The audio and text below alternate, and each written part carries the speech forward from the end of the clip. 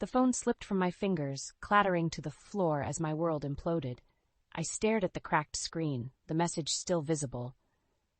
Nora, I'm so sorry to tell you this, but David's been lying. He hasn't been working for months.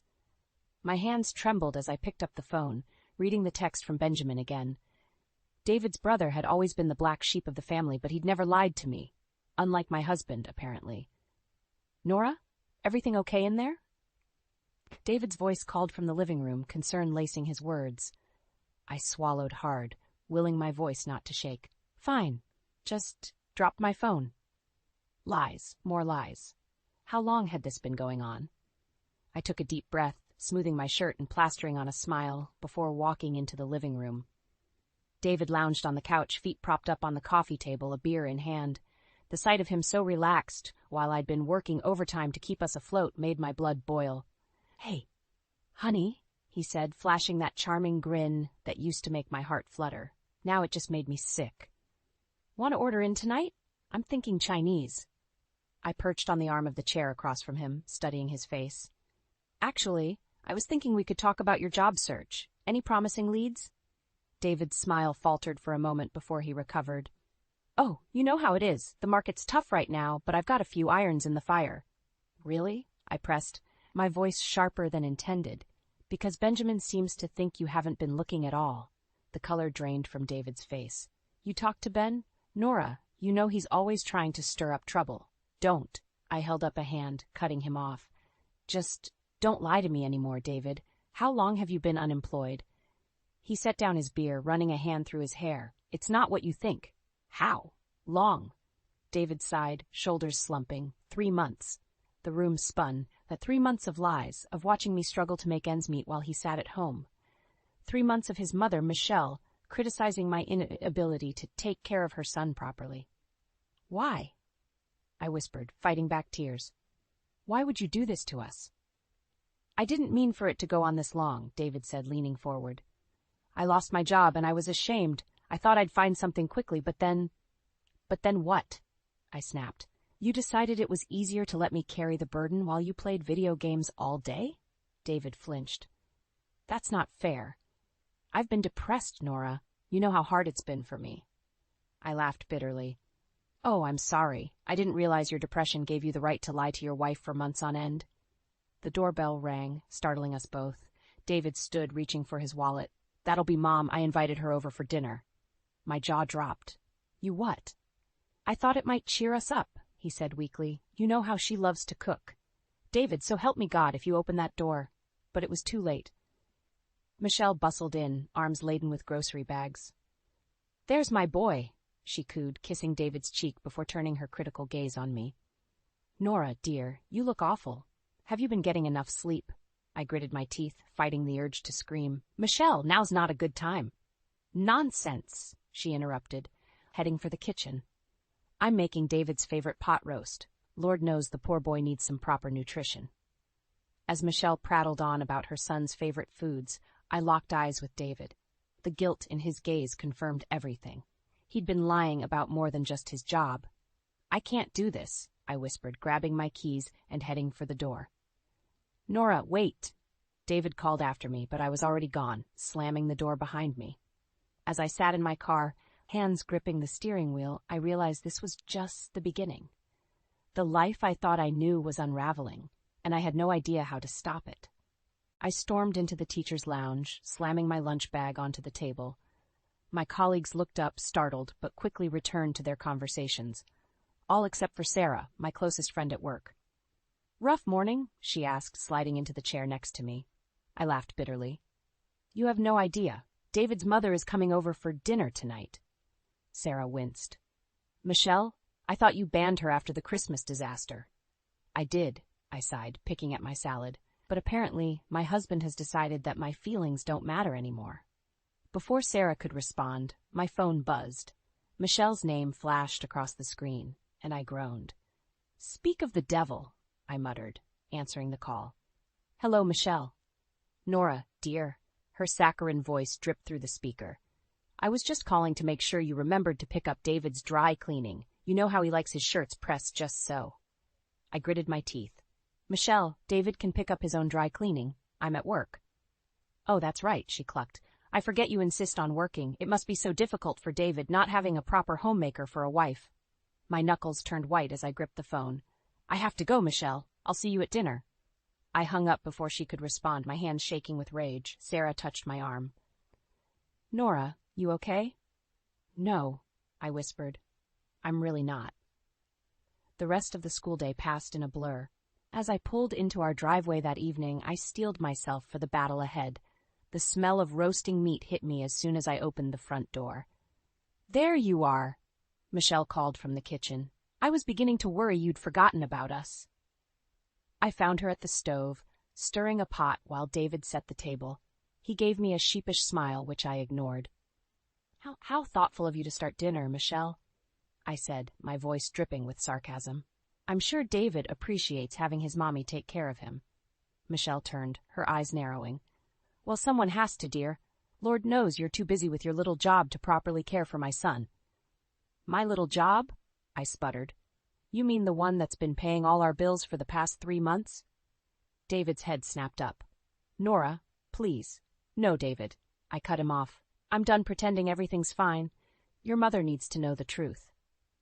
Michelle looked between us, confusion etched on her face. What truth? David, what is she talking about? I laughed humorlessly. Go ahead, David. Tell your mother how you've been lying about having a job. Tell her how you've let me struggle to keep us afloat while you sit around all day. The color drained from Michelle's face. Is this true, David? David hung his head.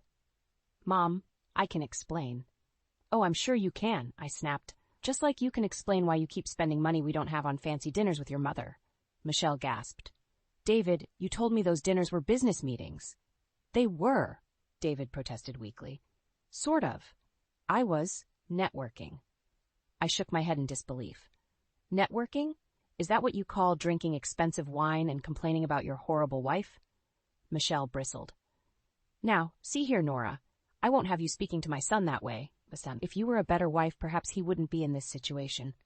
Something inside me snapped. Get out, I said, my voice low and dangerous. Excuse me, Michelle sputtered. I said, get out, I shouted, pointing at the door. Both of you. I can't do this anymore. David reached for me. Nora, please, let's talk about this. I jerked away from his touch. There's nothing left to say, David. I want you and your mother out of this house. Now. As they gathered their things, Michelle muttering about ungrateful daughters-in-law, I sank onto the couch, my head in my hands. The door closed behind them, and for the first time in months I allowed myself to cry. My phone buzzed, and I looked down to see a text from Benjamin. How'd it go? Did you confront him? I took a shaky breath, typing out my response. It's over, Ben. I kicked them both out. His reply came quickly. Good, you deserve better, Nora. Both of you do. Both of us? What did he mean by that? As I stared at the cryptic message, a horrible suspicion began to form in my mind. There was more to this story than I realized, and I was determined to uncover the truth. I stared at the pregnancy test in my trembling hands, the 2 pink lines mocking me. This couldn't be happening. Not now, not with everything falling apart around me. A knock at the bathroom door made me jump. Nora, you okay in there?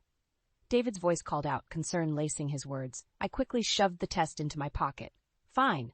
I called back, my voice higher than usual. Just a minute. I splashed water on my face, trying to compose myself before facing my husband.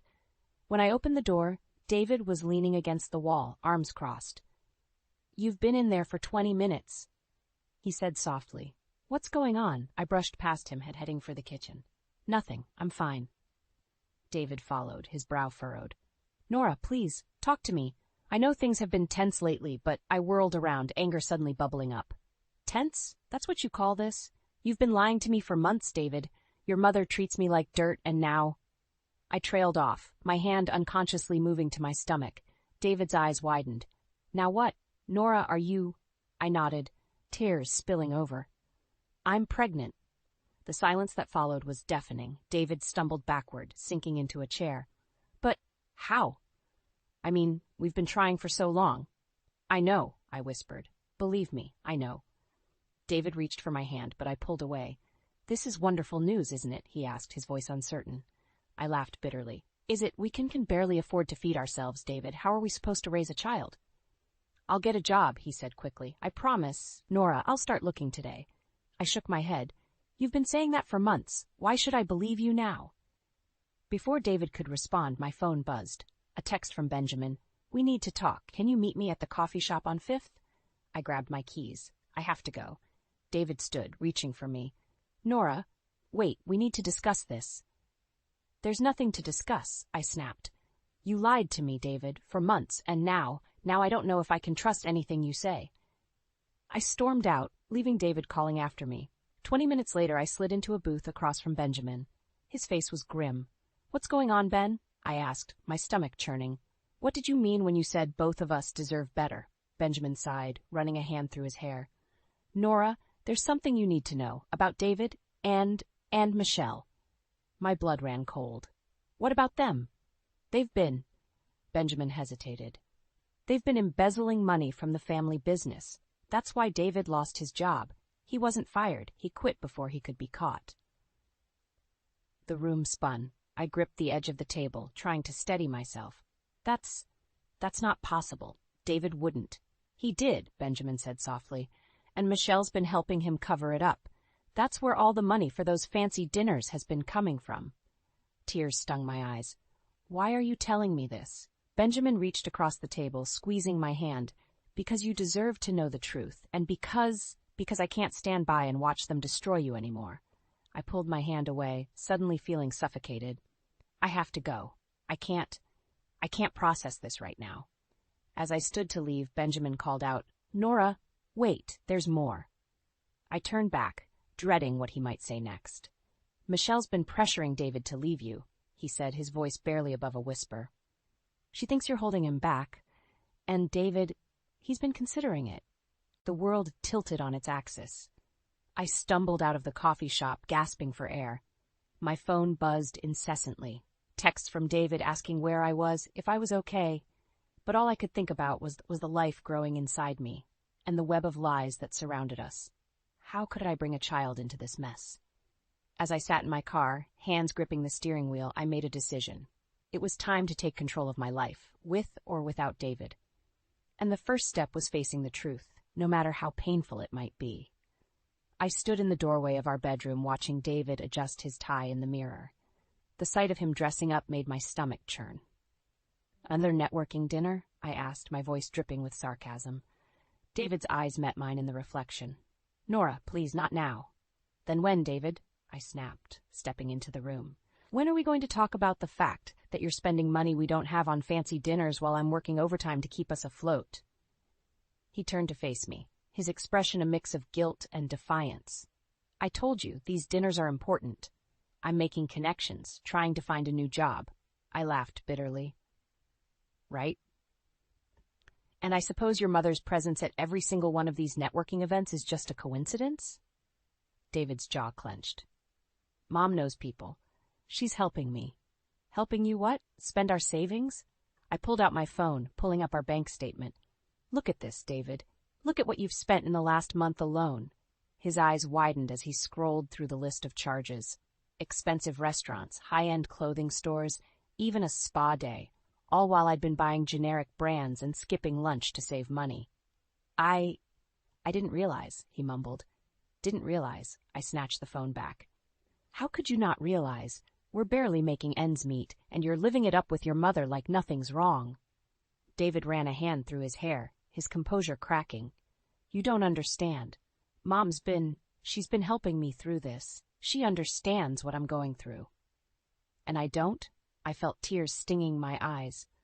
I'm your wife, David. I'm the one who's supposed to be supporting you, not your mother. He looked away, unable to meet my gaze. It's different with Mom. She doesn't judge me. The words hit me like a slap. And I do?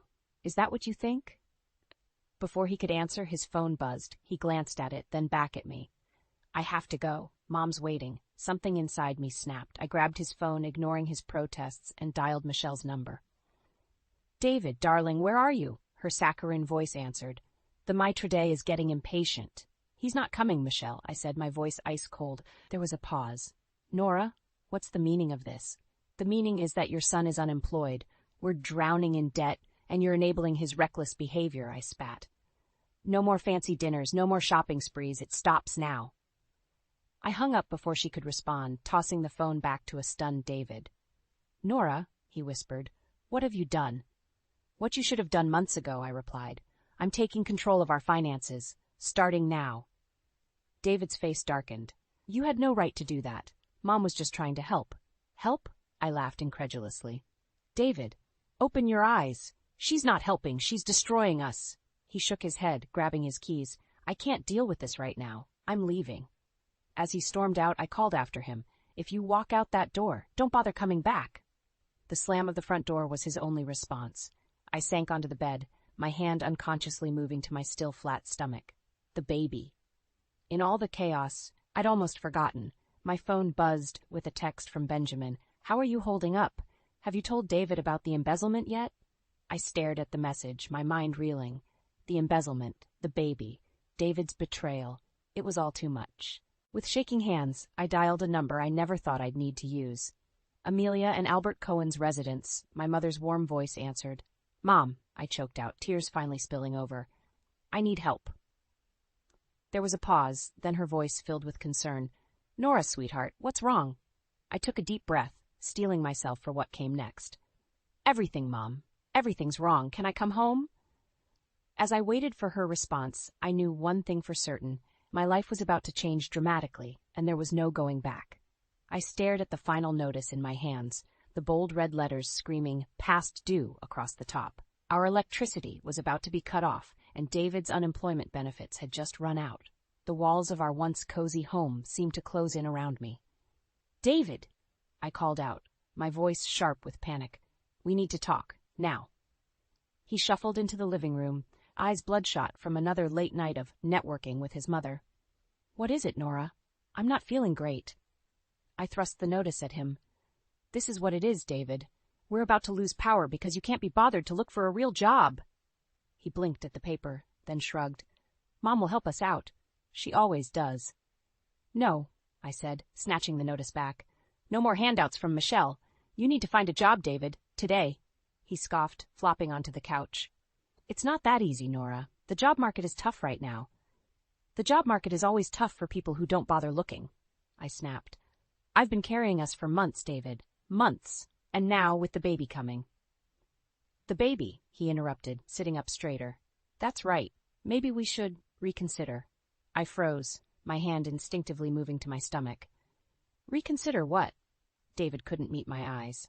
Well, you know, given our financial situation, maybe now isn't the best time for a baby. The room spun. I gripped the back of a chair to steady myself.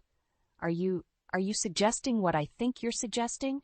He shrugged, still not looking at me. It's just something to think about. Mom agrees that. Your mother knows. I cut him off, my voice rising. You told your mother about our baby before we even decided what we're doing?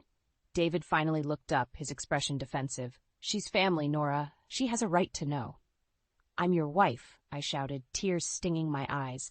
This is our decision, not hers. Just then my phone buzzed, a text from Benjamin. Nora, we need to talk. It's about the company finances. David's in deeper than you know. I looked from the phone to my husband, who was now pacing the room, muttering about how I never understood him. In that moment, something inside me hardened. David, I said, my voice eerily calm, I need you to tell me the truth. Right now. What really happened with your job? He stopped pacing, his face paling.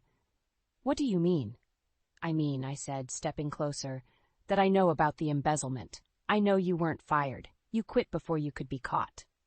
David's mouth opened and closed like a fish out of water. How did you? It doesn't matter, I cut him off. What matters is that you've been lying to me, about everything, and now you want me to give up our baby because you can't face the consequences of your actions? He reached for me, his eyes pleading. Nora, please, you don't understand. Mom and I, we had a plan. We were going to fix everything. I jerked away from his touch. Fix it how, David? By spending money we don't have? By lying to me at every turn? I did it for us, he shouted, his composure finally cracking. For our future. I laughed bitterly. Our future? There is no hour anymore, David. Not after this. I grabbed my keys and headed for the door. David called after me. Where are you going? I turned back, my hand on the doorknob. To see your brother, and then to a lawyer. This marriage is over, David. As I slammed the door behind me, I heard David's anguished cry. But for the first time in months, I felt a sense of clarity. The road ahead would be hard, but I knew what I had to do. For myself and for my baby, I had to break free from David's web of lies, no matter the cost. I stumbled through the front door, exhausted from another long day of teaching. The house was eerily quiet, and a sense of dread washed over me. Something was off. "David?" I called out, my voice echoing through the empty rooms. As I rounded the corner into the living room, I froze. There, sitting on our couch like she owned the place, was Michelle, and beside her, looking sheepish, was David. "What's going on?" I asked, my voice tight with suspicion. David stood, wringing his hands. "Nora, honey, we need to talk," Michelle chimed in, her saccharine voice grating on my nerves. "It's about Harold, dear. He's passed away." I blinked, trying to process the information. "David's father dead?" I'm so sorry," I managed to say. "When did this happen?" "2 days ago," David replied, not meeting my eyes. "The funeral's tomorrow." My mind reeled. 2 days. Why was I just hearing about this now? Before I could voice my confusion, Michelle spoke again. "The thing is, dear," she said, her eyes glinting with something that made my skin crawl, "I can't bear the thought of living alone in that big house. So, David and I have decided... We've decided that Mom should come live with us." David finished, his words hitting me like a physical blow. The room spun. I gripped the doorframe to steady myself. "You..." "What?" David stepped towards me, his hands outstretched. "It's just temporary, Nora, until Mom gets back on her feet." I jerked away from him, anger bubbling up inside me. "And when exactly? Were you planning on discussing this with me?" Michelle tittered, a sound that set my teeth on edge. "Oh, Nora, don't be dramatic. It's already decided. I'll be moving in tomorrow after the funeral." Something inside me snapped. "Like hell you will," I snarled, rounding on David. "How dare you make this decision without me? This is my home, too." David's face hardened. "Mom needs us, Nora. I thought you'd understand that." "Understand?" I laughed bitterly. "Understand what, David? That you've once again put your mother's needs above our marriage, above our child?" Michelle gasped, her hand flying to her chest. "Child? David, you didn't tell me?" "Because it's none of your business," I shouted, beyond caring about propriety. "Just like it's none of your business where you live. You are not moving in here, Michelle." End of discussion. David grabbed my arm, his grip tight. "Nora, that's enough. Mom's staying, and that's final." I wrenched my arm free, fury coursing through me. "No, David, what's final is this marriage. I'm done." The room fell silent. Michelle's mouth hung open in shock, while David stared at me, his face a mix of anger and disbelief. "You don't mean that," he whispered. "I do," I replied, my voice steady despite the trembling in my hands. "I'm tired of being second best, David. I'm tired of your lies, your manipulations, and your complete disregard for my feelings." I turned to Michelle, who was now smirking triumphantly. "And you," I spat, "you can have him. You've always wanted to be the most important woman in his life. Congratulations, you've won." With that, I stormed out of the room, heading straight for our bedroom. I could hear David calling after me, but I ignored him as I began throwing clothes into a suitcase. As I zipped up the bag, David appeared in the doorway. "Nora, please," he begged. "Don't do this. We can work it out." I shouldered past him, pausing only to slip off my wedding ring.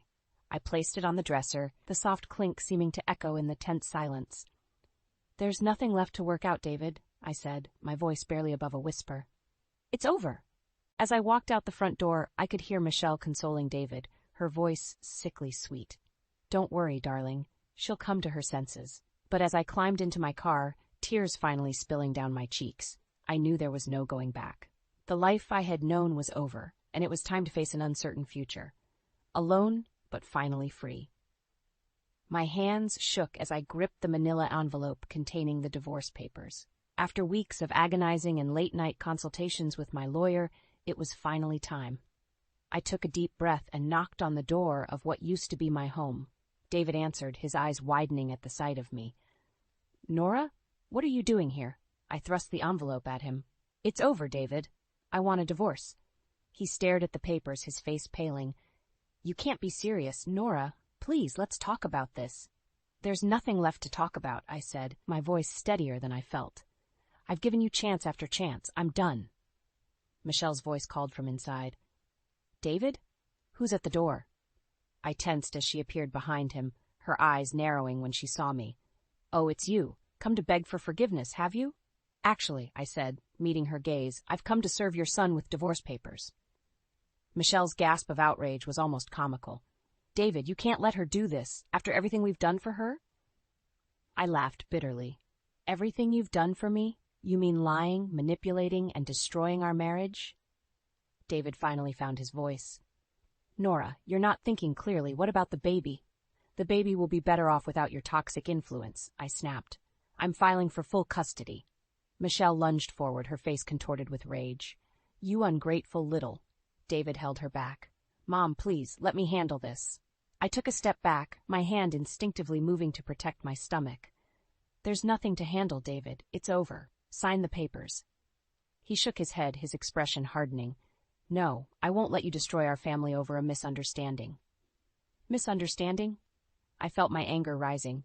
You lied about your job, embezzled money, and chose your mother over me at every turn. That's not a misunderstanding, David. That's a pattern of betrayal. Michelle scoffed. Oh, please. You're overreacting. David was just trying to protect you. Protect me? I rounded on her. By lying? By stealing? By undermining our marriage at every opportunity. David reached for me, his eyes pleading. Nora, please. I love you. We can work this out. I jerked away from his touch. No, David, we can't. I don't trust you anymore, and I certainly don't trust her. Michelle's face turned an alarming shade of red. How dare you, after everything I've done for this family? You've done nothing but tear us apart, I shouted, years of pent-up frustration finally boiling over. You've manipulated David, belittled me, and now you're living in my house like you own it. Well, guess what? It's over. I'm done with both of you. David's expression darkened. If that's how you feel, then fine. But don't expect me to make this easy for you. I'll fight you every step of the way. I felt a chill run down my spine, his words. This wasn't the man I married. This was someone else entirely. Someone cold, manipulative, and dangerous. Do your worst, I said, my voice low and steady. But remember, I know everything. About the embezzlement, about your lies. Are you sure you want to drag this out in court? David's face paled, and I saw a flicker of fear in his eyes. Good. He should be afraid. I turned to leave, but Michelle's voice stopped me. You'll regret this, Nora. No one walks away from this family unscathed.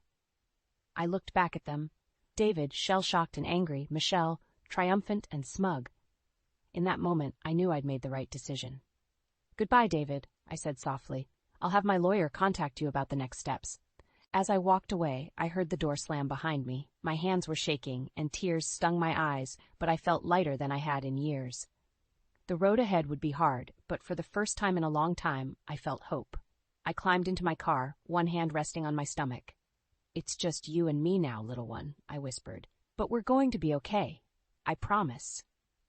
As I drove away from my old life, I knew the battle was far from over. But I was ready to fight.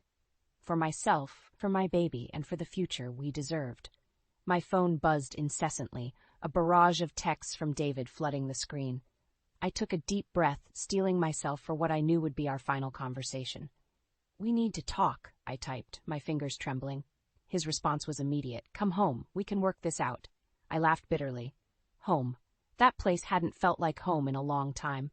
There's nothing to work out, David. It's over. Sign the papers.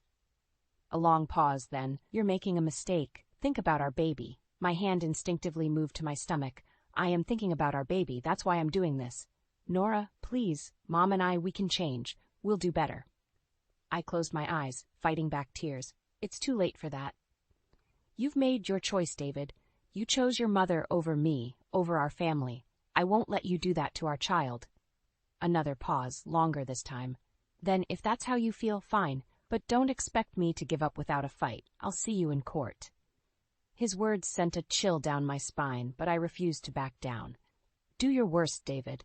I'm not afraid of you anymore. With that, I blocked his number, feeling a weight lift off my shoulders. It was done. Now I just had to wait for the papers to be signed.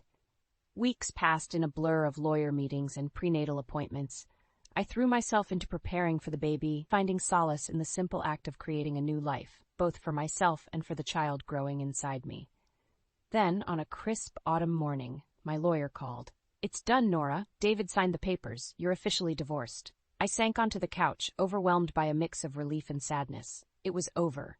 Really, truly over. As if on cue, my phone rang again. This time it was Benjamin. Nora, I thought you should know. David and Mom, they're not doing well. I tensed. What do you mean? Benjamin sighed. The embezzlement finally caught up with them. David's facing criminal charges and Mom, well, let's just say she's not handling it well. A part of me felt vindicated, but another part ached for the man I once loved. I'm sorry to hear that, Ben. But I can't get involved. I know, he said softly. I just wanted you to know that you made the right choice. You deserve better than what they put you through. After we hung up, I sat in silence, rubbing my swollen belly. We're going to be okay, I whispered to my unborn child. I promise. Months passed, and life settled into a new rhythm. I welcomed my daughter Lily into the world, surrounded by the love and support of my parents and true friends. As I rocked Lily one evening, a knock at the door startled me. I opened it to find a familiar face. Mark, an old friend from college. Nora, he said, smiling warmly. I heard about everything. I just wanted to check on you, see if you needed anything. In that moment, looking at his kind eyes and genuine smile, I felt a flicker of something I thought I'd lost. Hope. Actually, I said, returning his smile, I could use some help assembling this crib. If you're up for it? Mark's grin widened. I'd be honored. As we worked together, laughing and sharing stories, I realized that this was what I'd been missing all along. Genuine connection, mutual respect, and the freedom to be myself. Years later, as I watched Lily play in the backyard of our new home, Mark's arm around my waist, I marveled at how far we'd come. The pain of my past with David and Michelle had faded, replaced by the joy of a life truly lived on my own terms. You okay? Mark asked, noticing my contemplative mood. I smiled, leaning into his embrace. More than okay. I'm happy. Really, truly happy. And as Lily ran towards us, her laughter echoing in the air, I knew that every struggle, every tear, had been worth it. This was the life I was meant to live. Surrounded by love, free from manipulation and lies, and filled with the simple joys of family and self-respect. I had survived the storm and emerged stronger for it. And now, with my daughter in my arms and a partner who truly valued me by my side, I was ready to embrace whatever the future might hold. I slammed the front door shut, my hands trembling as I clutched the grocery bags. Another day, another argument with Ethan about money. I took a deep breath, trying to compose myself before facing my family. Mom, I need $50 for a new game, Cassius called from the living room, not bothering to look up from his phone. Honey, we've talked about this. We need to cut back on expenses, I said, setting the bags on the kitchen counter. Lydia, my mother-in-law, glided into the room with a disapproving frown. Clara, dear, don't be so stingy. The boy needs to have some fun. I bit my tongue, resisting the urge to snap at her. Lydia, we're barely making ends meet. Ethan lost his job, and I'm the only one bringing in money right now. Well, maybe if you worked a little harder, Lydia said, her voice dripping with condescension. Before I could respond, Ethan stumbled into the kitchen, reeking of cheap beer. What's for dinner? I'm starving. I just got home, Ethan. I haven't had time to start cooking yet, I said, trying to keep my voice level. He scowled. What the hell have you been doing all day? Sitting on your ass? I've been working, Ethan. Someone has to pay the bills around here, I shot back, my patience wearing thin. Cassius wandered in, his eyes still glued to his phone. So, about that $50? No, Cassius, I said firmly. We can't afford it right now. But Grandma said I could have it, he whined. I turned to Lydia, my blood boiling. Did you promise him money without talking to me first? She shrugged, a sly smile on her face. The boy deserves a treat now and then. You're always so uptight, Clara. I'm uptight because I'm the only one in this house who seems to care about our financial situation, I exploded, my voice rising. Ethan slammed his fist on the counter. Don't you dare raise your voice at my mother. I felt my chest tighten, my breath coming in short gasps. The room started to spin, and I gripped the edge of the counter to steady myself. Mom? Cassia's voice sounded far away. For once, he actually looked concerned. I'm fine, I managed to say, even as black spots danced in my vision. I just need a minute. Lydia sked. Always so dramatic, Clara. Pull yourself together. I closed my eyes, willing the dizziness to pass. When I opened them again, I saw 3 faces staring at me with varying degrees of annoyance and indifference. "I can't do this anymore," I whispered, more to myself than to them. "What was that?" Ethan demanded. I straightened up, a sudden clarity washing over me. I said, "I can't do this anymore. I'm done being the only one who cares about this family's well-being." Lydia laughed, a harsh, grating sound. "Oh, please, what are you going to do? Leave? You've got nowhere to go, dear?" Her words hit me like a slap in the face, because I knew they were true. I had no family nearby, no close friends to turn to. I was trapped. "I'm going to lie down," I said, pushing past them and heading for the stairs. "What about dinner?" Ethan called after me. I paused at the foot of the stairs, turning to face them one last time. "Figure it out yourselves. I'm taking the night off." As I climbed the stairs, I could hear them bickering in the kitchen. Lydia's shrill voice, Ethan's angry retorts, and Cassius's whining all blended into a cacophony of misery. I collapsed onto the bed, my mind racing. How had my life come to this? When had I become a stranger in my own home, a mere ATM for my ungrateful family? As I lay there, staring at the ceiling, a plan began to form in my mind. I couldn't leave, not yet, but I could start preparing. I could start fighting back. Tomorrow, I decided, things would change. Tomorrow, I would start taking my life back, one small step at a time. Little did I know, tomorrow would bring a revelation that would shatter the very foundation of my world. I woke up early the next morning, my head pounding from the stress of yesterday's confrontations. The house was quiet, a rare moment of peace before the storm of family drama inevitably hit. I made my way downstairs, hoping to enjoy a cup of coffee alone. No such luck. Lydia was already in the kitchen, rifling through my purse. "What are you doing?" I demanded, snatching my bag away from her. Lydia smiled, all innocence.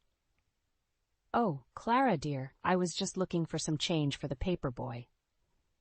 "We don't have a paper boy, Lydia," I said, my voice tight with anger. "And even if we did, you have no right to go through my things." She waved her hand dismissively. "Don't be so dramatic. We're family, aren't we?" Before I could respond, Cassius trudged into the kitchen, his eyes glued to his phone as usual. "Mom, I need money for lunch today." I sighed. "Cassius, I gave you lunch money on Monday. What happened to it?" He shrugged, not looking up. "Spent it." "On what?" I pressed. "Stuff," he mumbled. Lydia chimed in. "Oh, let the boy have his fun, Clara. You're always so tight with money." I felt my blood pressure rising. "Lydia, I'm tight with money because we don't have any to spare. Ethan's unemployed, remember?" "Well, maybe if you worked a little harder," Lydia started, but I cut her off. "I work 60 hours a week," I shouted, my patience finally snapping. "I'm the only one bringing in any income, and you two are spending it like water." Cassius finally looked up from his phone, his face twisted in a sneer. "Grandma says you're just being selfish." I turned to Lydia, fury coursing through me. "Is that what you've been telling him?" Lydia's face was a mask of innocence. "I merely suggested that perhaps you could be a bit more generous with your family." "My family?" I laughed bitterly. "You mean the family that treats me like a walking ATM? The family that doesn't lift a finger to help around the house or contribute financially?" "Mom, chill out," Cassius said, rolling his eyes. "It's not our fault Dad lost his job." "No, but it is your fault that you're spending money we don't have on things you don't need," I snapped. Lydia placed a hand on Cassius's shoulder. "Don't listen to her, dear. Your mother's just stressed. Why don't you go get ready for school? I'll make sure you have lunch money." As Cassius left the room, I turned on Lydia. "Stop undermining me with my own son." "I'm merely trying to keep the peace," Lydia said, her voice dripping with false concern. "Someone has to, with you flying off the handle at every little thing." "Every little thing?" I was practically shaking with rage now. "You're encouraging my son to waste money we don't have, going behind my back to give him cash, and then painting me as the villain when I try to be responsible." Lydia's eyes narrowed. "Be careful. Clara, you wouldn't want Ethan to hear you speaking to his mother this way." "Hear what?" Ethan's voice came from the doorway. He stumbled into the kitchen, looking hungover and irritable. Lydia's demeanor instantly changed. "Oh, nothing, dear.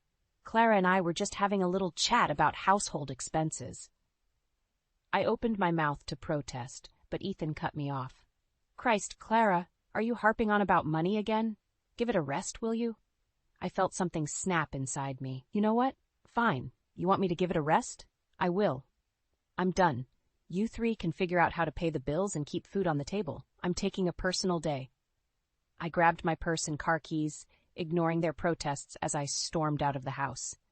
As I pulled out of the driveway, I saw Lydia in the window, a triumphant smirk on her face. Little did she know her victory was short-lived, because as I drove away, I wasn't just taking a day off. I was formulating a plan. A plan to take back control of my life, my finances, and my family. And Lydia? She had no idea what was coming.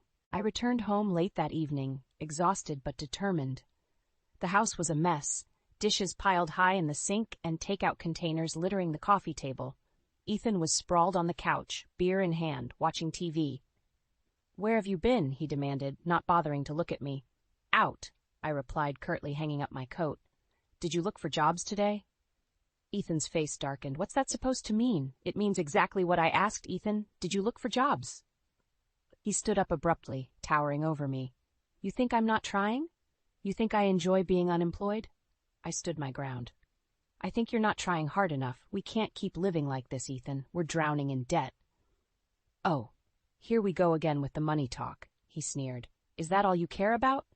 "Someone has to care," I shot back. "You certainly don't seem to." Our shouting match was interrupted by Cassius stomping down the stairs. "Can you two shut up? I'm trying to study." I turned to him, surprised. "You're studying? That's great, honey. What subject?" Cassius rolled his eyes. "Why do you care? You're always too busy working to pay attention to me anyway." His words stung, but I tried to reach out. "Cassius, I know things have been tough lately. Maybe we could spend some time together this weekend? Just the two of us?" He laughed bitterly. "Yeah, right. Like you'd actually follow through. Don't bother, Mom. I don't need your pity time." As he stormed back upstairs, I felt my heart breaking. When had my sweet little boy turned into this angry stranger? Ethan chuckled humorlessly. "Nice try, Clara. You reap what you sow." I whirled on him. "What's that supposed to mean?" "It means you've been so focused on work and money that you've neglected your own son, and now you're surprised he wants nothing to do with you?" I felt like I'd been slapped. "I've been working to keep a roof over our heads and food on the table. Someone has to be responsible around here." "Oh, so I'm irresponsible now?" Ethan's voice rose dangerously. "If the shoe fits," I shouted back. Suddenly, Lydia appeared at the top of the stairs. "What's all this commotion? Ethan, dear, are you all right?" Ethan's demeanor instantly changed. "It's nothing, Mom. Clara's just being difficult again." Lydia descended the stairs, her face a mask of concern. "Oh, Clara, dear, when will you learn? All this stress isn't good for anyone. Perhaps if you were a bit more supportive of Ethan during this difficult time." I couldn't believe what I was hearing. Supportive? I'm the only one keeping this family afloat, and you two are spending money like water. Lydia's eyes narrowed. "Now, Clara, let's not exaggerate. We're family. We support each other." "Support?" I laughed bitterly. "Is that what you call undermining me at every turn? Spoiling Cassius behind my back?" Ethan stepped between us. "Don't you dare speak to my mother that way." I felt something snap inside me. "Your mother? What about your wife, Ethan? What about the mother of your child?" The room fell silent. Ethan and Lydia exchanged a look that sent chills down my spine. "What?" I demanded. "What aren't you telling me?" Lydia's face twisted into a cruel smile. "Oh, Clara, you really don't know, do you?" Ethan's face paled. "Mom, don't." But Lydia was already speaking, her words like daggers to my heart. "Ethan isn't Cassius's father, Clara, and you're not the first woman he's deceived." The world seemed to tilt on its axis. I staggered back, gripping the wall for support. "What?" I whispered, my voice barely audible. Ethan's face was a mask of guilt and anger. "Mom, how could you?" But I was already moving, grabbing my purse and keys. I couldn't breathe, couldn't think. I had to get out.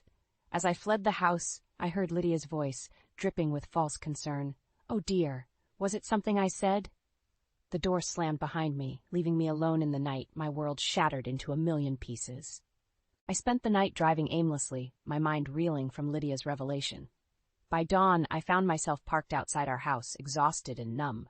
I steeled myself and walked inside, determined to confront Ethan and get the truth. The house was quiet as I entered. I found Ethan in the kitchen, nursing a cup of coffee. He looked up, his eyes bloodshot and weary. "Clara." "Aye." he began, but I cut him off. Is it true? I demanded. Is Cassius not your son? Ethan's silence was all the confirmation I needed. I felt my world crumbling around me. How could you? I whispered, my voice trembling with rage and hurt. All these years you let me believe. I'm sorry, Ethan interrupted, his voice hollow. I never meant for you to find out like this. Find out like this? I echoed incredulously. When exactly were you planning to tell me? On your deathbed? Before Ethan could respond, Lydia glided into the kitchen, a smug smile on her face. Oh, good, you're back. I was worried you might do something rash. I turned on her, fury coursing through my veins.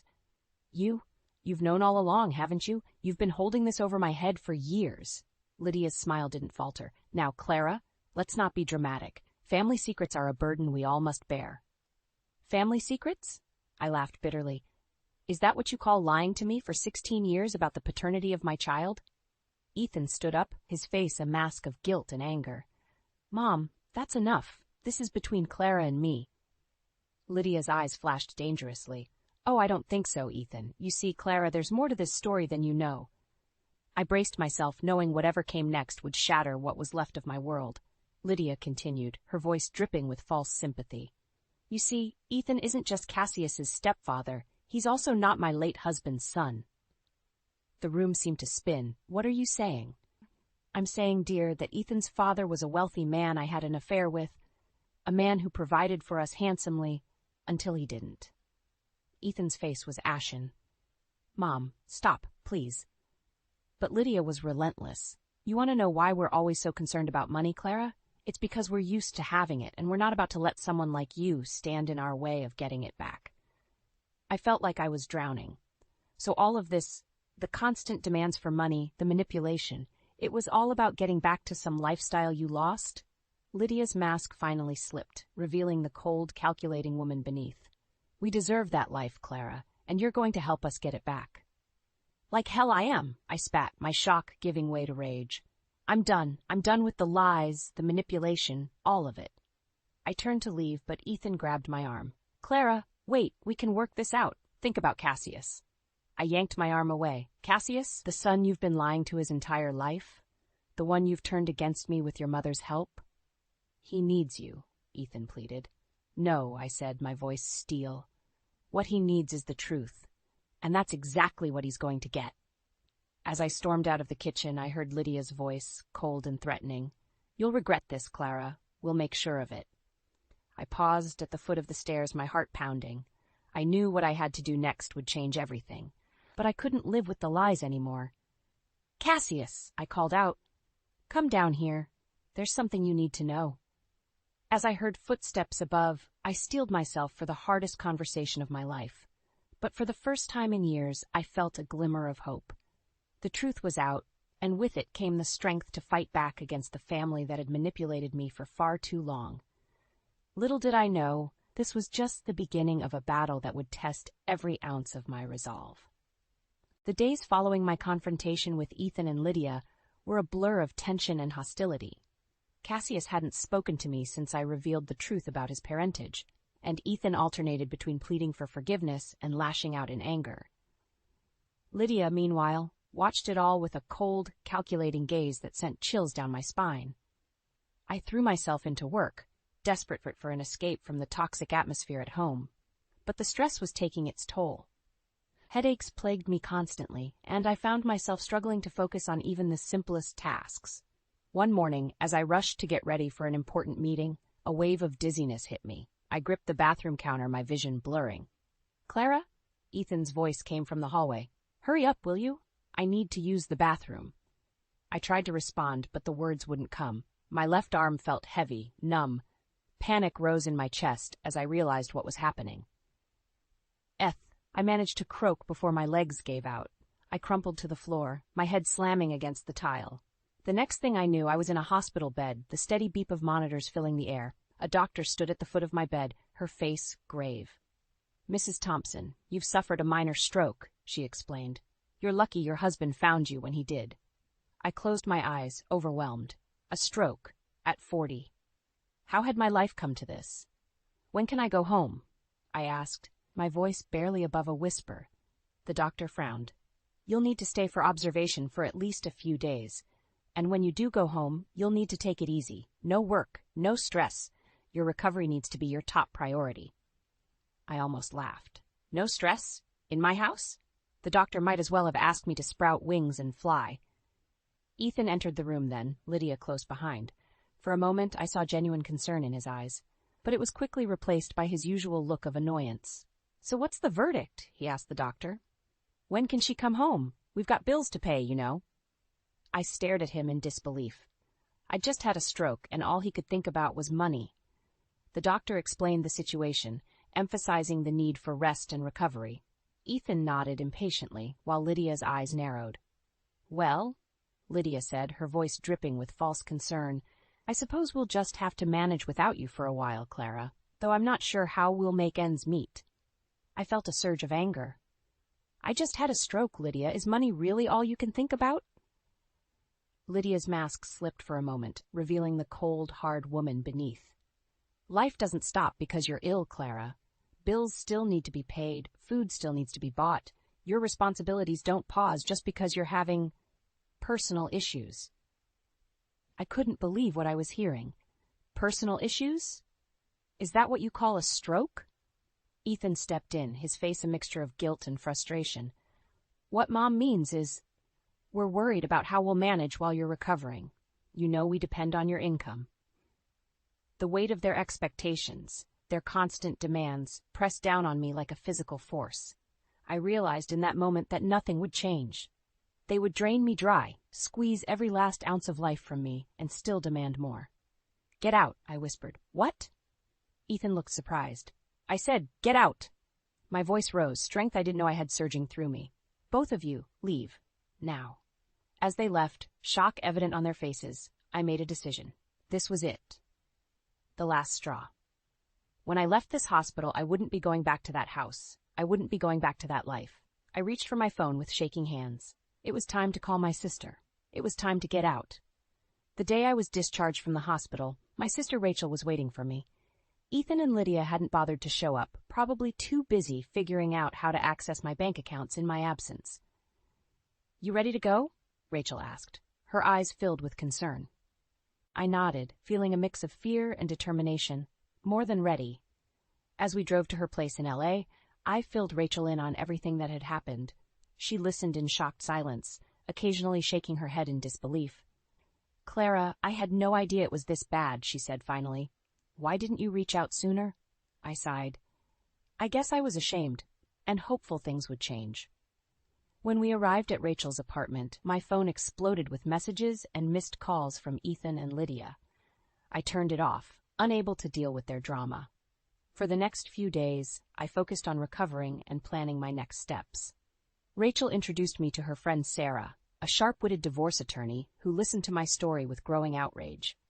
"Clara, what they've done to you is financial abuse," Sarah said firmly. "We need to act fast to protect your assets and your future." With Sarah's help, I began the process of untangling my finances from Ethan's. It was then that I discovered the true extent of their spending. Credit cards maxed out, savings depleted, even a second mortgage on the house I'd worked so hard to pay for. "They've been bleeding you dry," Sarah said, her voice tight with anger. "But we're going to put a stop to it." A week after I'd left, Ethan finally tracked me down. He showed up at Rachel's apartment, pounding on the door. "Clara, I know you're in there," he shouted. "You can't just abandon your family like this." I opened the door, steeling myself. "I'm not abandoning anyone, Ethan. I'm saving myself." His face contorted with rage. "You selfish bitch. Do you have any idea what you've done? We can't pay the bills. Cassius needs new clothes for school and Mom's medication." "Stop," I interrupted, my voice surprisingly calm. "Your financial problems are not my responsibility anymore. I'm done being your personal ATM." "You can't do this to us," he snarled. "We're family." I laughed bitterly. "Family? Is that what you call lying to me for years, manipulating me, driving me to the brink of death with stress? No, Ethan, we're not family. We're done." I slammed the door in his face, my heart pounding.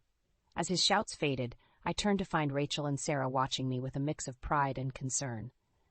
"You did good," Sarah said. "Now let's make it official." The next day, we filed for divorce. I also froze all joint accounts and removed Ethan and Lydia's access to my personal finances. It felt like cutting off a gangrenous limb, painful but necessary for survival. The backlash was immediate and vicious. Lydia launched a smear campaign, telling anyone who would listen that I was a neglectful mother who had abandoned her family. Cassius, manipulated by his grandmother, sent me hateful messages that broke my heart. But the worst blow came when I received a letter from Ethan's lawyer. They were contesting the divorce, claiming I was mentally unstable due to my stroke. They wanted full control of all our assets and were even pushing for alimony. I felt the world closing in around me. How could they do this? How could they twist my illness against me, try to strip me of everything I'd worked for? As I sat on Rachel's couch, the letter crumpled in my fist. I felt a familiar wave of dizziness wash over me. The stress was threatening to overwhelm me again, to drag me back into that dark place. But this time, I refused to let it win. This time, I would fight back. I looked up at Rachel and Sarah, my voice steady despite the tears in my eyes. I want to counter-sue. For everything. It's time they learned they can't push me around anymore. Sarah nodded, a fierce gleam in her eye. Let's do it. It's time to show them who they're really messing with. As we began to plan our strategy, I felt a surge of strength. The battle ahead would be tough, but for the first time in years, I was ready to fight for myself. And this time, I wouldn't back down. The courtroom felt suffocating as I sat beside Sarah, my hands trembling slightly. Across the aisle, Ethan and Lydia glared at me, their faces masks of righteous indignation. Cassius wasn't present, and my heart ached at his absence. "All rise," the bailiff called out, and the judge entered. As the proceedings began, Sarah presented our case with razor-sharp precision. She detailed the years of financial abuse, the manipulation, and the toll it had taken on my health. I felt exposed, my private pain laid bare for all to see, but I held my head high. Then it was Ethan's lawyer's turn. He painted a picture of me as an unstable, neglectful mother who had abandoned her family in their time of need. He even suggested that my stroke was a convenient excuse to shirk my responsibilities. "Your Honor," he said, his voice dripping with false concern, "Mrs. Thompson's erratic behavior and sudden departure from the family home raised serious questions about her mental state. We believe it would be in everyone's best interest if Mr. Thompson were granted full control of their joint assets." I felt a surge of panic. Could they really do this? Could they strip me of everything I'd worked for? Sarah squeezed my hand reassuringly before standing. "Your Honor, if I may?" She proceeded to present evidence of Ethan and Lydia's reckless spending, the maxed-out credit cards, the second mortgage they'd taken out without my knowledge. She even had statements from my doctors confirming that the stress of my home situation had directly contributed to my stroke.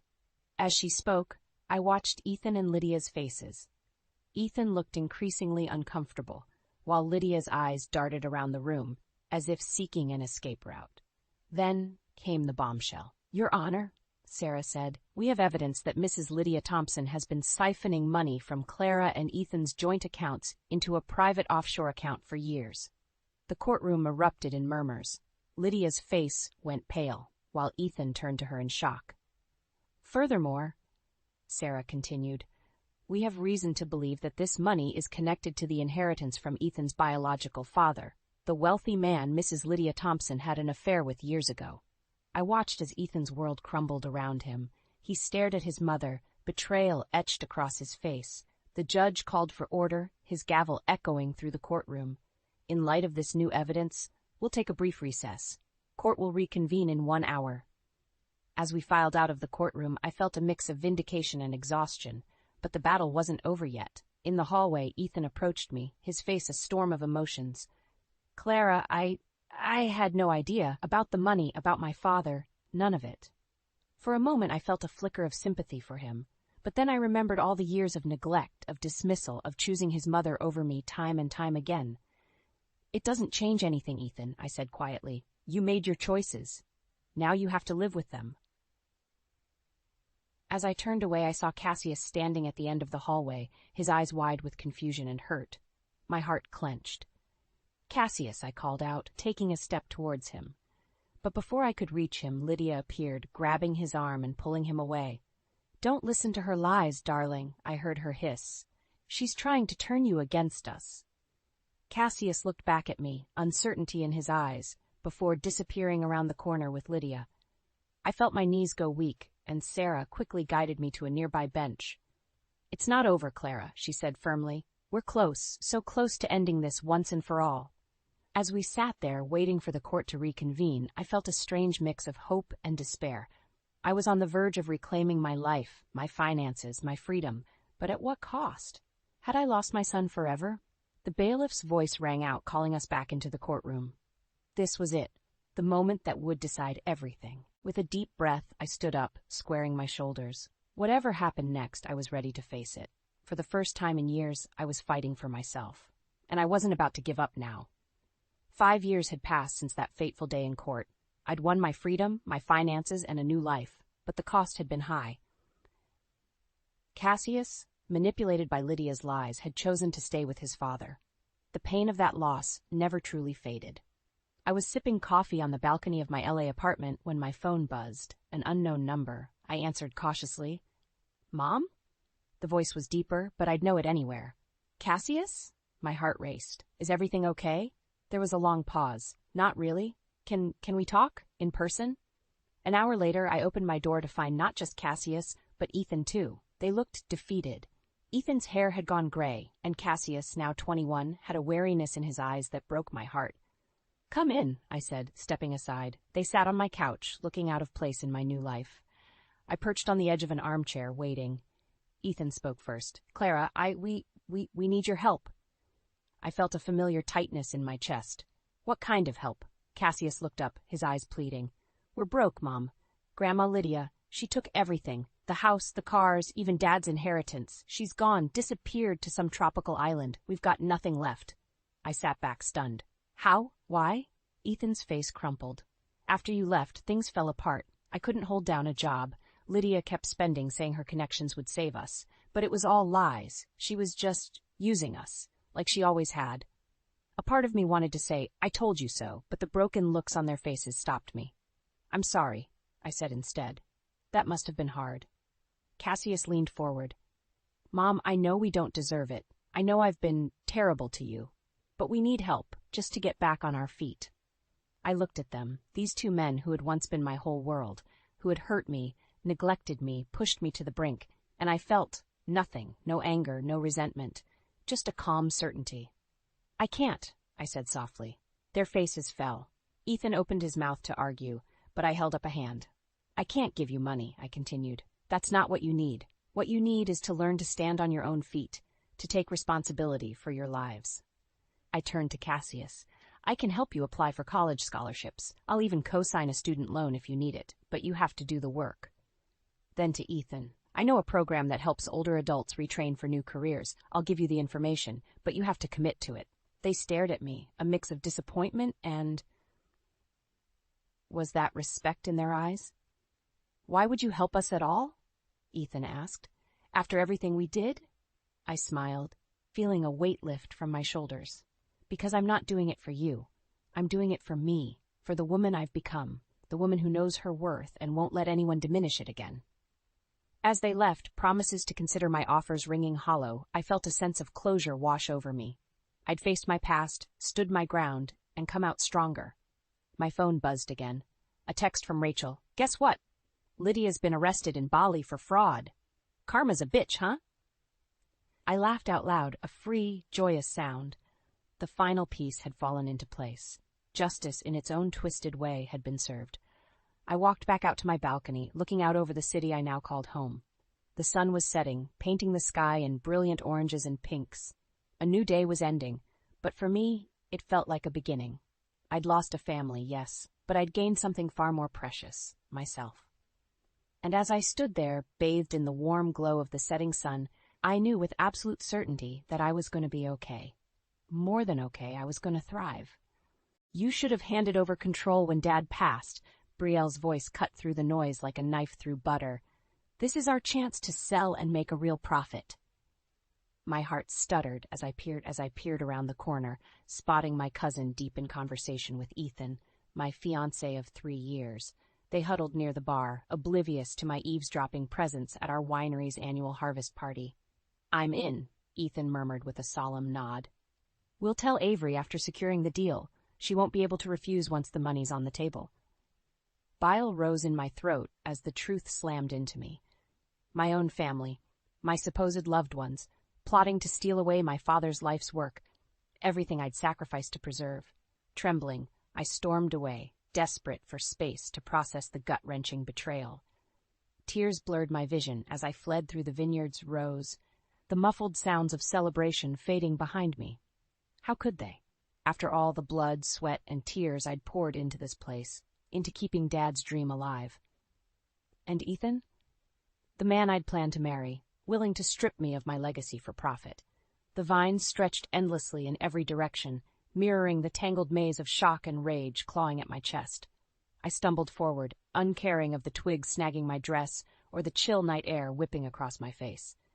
It wasn't until I reached the secluded corner where Dad's favorite rosebush grew that I finally crumpled to the ground in anguished sobs. The petals glistened with dew, oblivious to my shattering world. After several ragged breaths, determination replaced despair. I wouldn't go down without a fight. Not while a single drop of my father's spirit flowed through these vines. If Ethan and Brielle wanted a war for the winery's soul, they'd soon discover I possessed more metal than they could ever fathom. Fueled by righteous fury, I rose and marched with renewed purpose back toward the celebration. Ethan and Brielle would never see the tempest brewing behind my controlled smile as I rejoined the crowd. Let them bask in their misguided confidence. It would make their downfall all the more catastrophic. I was the master of this vineyard, and by night's end, I'd have the perfect scheme to protect Dad's legacy at all costs. In the days following the harvest party, I played the role of the oblivious fiancé to perfection. Ethan remained affectionate, his gentle kisses and soft caresses mere rehearsed performances masking his deceit. "How was your meeting with the marketing team?" he asked over dinner one evening, his hazel eyes betraying not a glimmer of guilt. I forced a smile. "Productive. We've got some exciting new campaigns in the works." Ethan nodded, shoveling a forkful of pasta into his mouth. "That's great, babe. I know how hard you've been working to take the winery to new heights." The blatant hypocrisy nearly made me gag. While he spouted meaningless platitudes, I secretly gathered evidence, piecing together the full extent of his treachery with Brielle. Tapping into the winery's financial records and encrypted communications, I discovered their embezzlement stretched back months, funds they'd been funneling into an offshore account. Printouts detailing dozens of wire transfers lay scattered across my office desk like damning puzzle pieces. My blood boiled as I connected their illicit money trail to meetings with corporate bigwigs, vultures eager to devour my family's legacy. "You lying, grasping snakes," I seethed through gritted teeth. The office door creaked open, and Lucia, my most trusted employee, stepped in with a concerned frown. "Everything okay, Miss Connors?" I waved her inside and gestured to the documents. "See for yourself.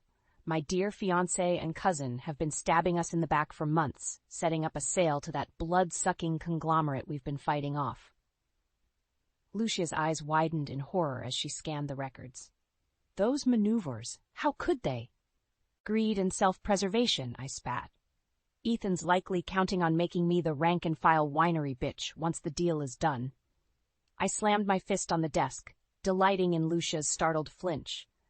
"But they're gravely mistaken if they think I'll roll over without bringing the entire facade crumbling down on their heads." Lucia swallowed hard, her voice wavering. "What are you going to do?" A wicked grin stretched across my face as the seeds of vengeance took root. "I'm going to remind them why you don't dispense with honor among thieves." The next morning, I strode into Marcia Blackwood's prestigious law office, evidence folder in hand.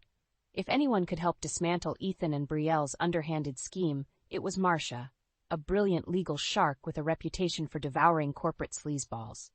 "Miss Connors," her assistant ushered me inside. "Miss Blackwood is expecting you." I found the renowned attorney studying a stack of documents behind her imposing mahogany desk. Razor-sharp eyes scrutinized me over the rim of her glasses as I approached. "You certainly have a flair for dramatic entrances," Marcia said dryly. "I hope, for your sake, you've brought me something substantial." Wordlessly, I handed over the folder and waited as she flipped through the incriminating paperwork. Bank statements, encrypted emails, everything I'd compiled on the betrayal. Marcia's practiced mask of stoicism slipped, her eyebrows arching in disbelief. "This is unbelievable. Your own family conspiring against you in broad daylight." I stifled the urge to snap. Try having that realization slap you across the face. Instead, I simply nodded. "Can you help me take them down?" My voice remained steady, devoid of the raging storm churning beneath my composed exterior. "I want to bury Ethan and Brielle under the full weight of legal and public retribution." A predatory glint flickered in Marcia's eyes, the look of a tiger scenting blood on the wind. "Oh, I'll do more than that, Miss Connors. By the time we're through, their reputations and freedom will be torn asunder. They'll be left destitute, forced to slink away from this valley with their tails between their legs." My lips curved into a vindictive smile, already envisioning the devastation I'd rain down upon the traitorous snakes slithering in my midst. Over the ensuing days, Marcia and I constructed an impenetrable counteroffensive, rallying allies in preparation to obliterate Ethan and Brielle's scheme. Anthony, my winery's head vintner, eagerly supplied information to undermine their corporate dealings. Jackson, our top sales rep, helped divert funds and reroute profitable distribution contracts. Kara in marketing launched a campaign showcasing our heritage and community ties, the very soul they aimed to ravage for profit. With each Ailey recruited and asset secured, the day of reckoning crept inexorably closer. Ethan and Brielle carried on clueless, their arrogance blinding them to the crumbling ground beneath their feet. I could hardly wait to cement the trapdoor's collapse and revel in their pathetic, well-deserved downfall. The first strike hit with precise, surgical brutality. This just in. Financial records have surfaced exposing embezzlement and corporate fraud at Connor Family Vineyards, the local news anchor announced in a grave tone.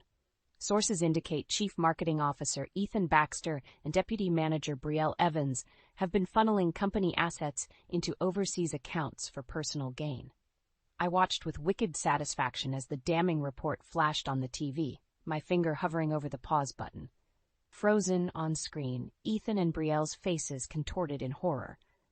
A perfect captured memory. In the ensuing days, a merciless barrage of legal filings and media leaks descended upon the conspirators. Marcia worked tirelessly, slapping them with criminal charges while ensuring every salacious allegation dominated headlines. Ethan confronted me in a heated parking lot showdown, his usually polished veneer cracked and disheveled. "Why are you doing this?" he demanded through clenched teeth, eyes wild and desperate. "We were going to set you up with a nice payoff, more than enough to retire comfortably." I laughed in his face, loud and mocking. "And let you thieves bleed my father's legacy dry? Spend his life's work on foosball tables and degenerate thrill-seeking?" The venom in my tone seemed to shrink him before my very eyes. "You deluded yourself into thinking I'd just hand over the keys and walk away once the money hit my account, that I'd forsake my responsibilities, my duties as Connor heir." Poking his chest with each enunciated word, I leaned until our faces were mere inches apart. "You, the anchor, the embodiment of Napa's proud heritage they'd never uproot without a customer backlash. All its posturing about market share and consolidation swiftly crumbled in the face of such toxic optics. Other potential investors fled like scattering roaches in the light, terrified of being labeled corporate pillagers. With their options dwindling, Ethan and Brielle found themselves outmaneuvered at every turn, each frantic move, born of arrogance and desperation, easily anticipated and deflected. Soon they'd have nowhere left to squirm except directly into the pit of consequences I'd meticulously excavated. I could already envision them dangling on the precipice, one fateful shove from total disgrace and ruin. With Ethan and Brielle's scheme to sell the winery lying in ruins, it was time to set the final stage for my grand defiance. I'd lured the snakes into a corner, now to spring the trap and crush them beneath my heel once and for all. The annual Winemakers Charity Gala presented the perfect opportunity. A high-profile event with investors, media, and industry bigwigs from across the valley in attendance. Precisely the backdrop I needed to thoroughly humiliate the treacherous fools threatening my legacy. "You wanted to speak with me?" Ethan sidled up beside me, his expression a pathetic mask of defeat and confusion. Behind him, Brielle hovered nearby, shoulders slumped in dejected resignation. I regarded them both with callous appraisal. Yes, there's an important matter we need to discuss at the gala tonight. A major announcement regarding the winery's future. Ethan's brow furrowed as he processed my words. You mean? Exactly. I allowed a calculated pause, lips curving into a razor-thin smile. I think it's time I abdicated control and allowed the next generation to steer Connor Vineyards forward, with all our supporters present to bear witness. His features slackened in apparent relief, and I had to stifle a derisive snort. If only he knew the profound depths of his delusion. I don't know what to say, he stammered out.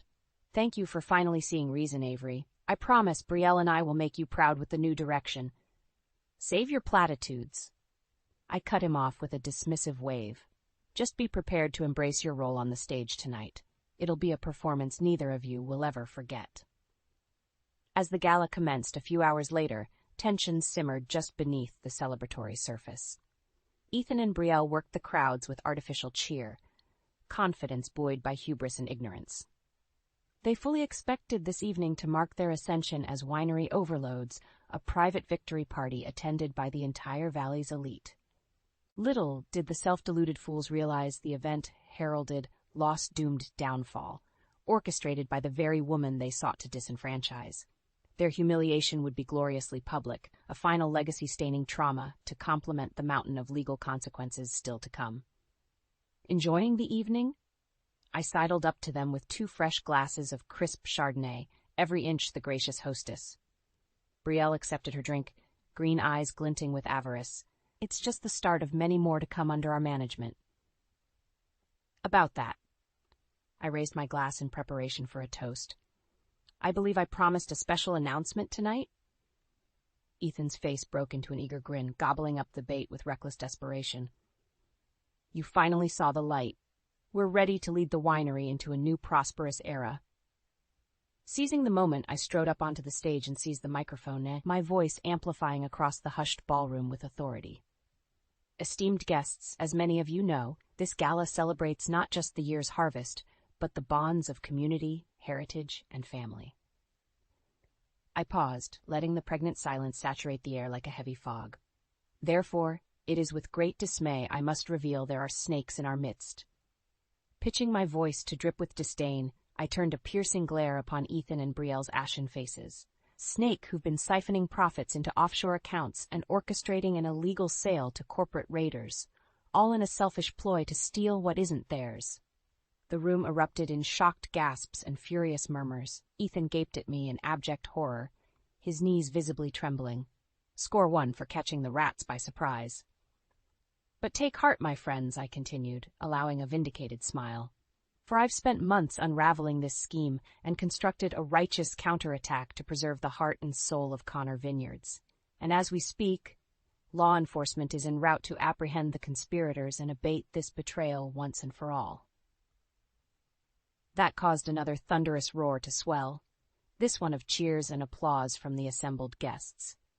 Ethan and Brielle could only stand frozen, their traitorous aspirations rejected in the most grandiose, humiliating forum imaginable. This was more than just the death of their scheme, it was the public immolation of their dreams, their reputations irrevocably stained for all to witness. Smile widening to bask in their torment, I locked eyes with Ethan, allowing my voice to rise above the raucous din in one final damning declaration.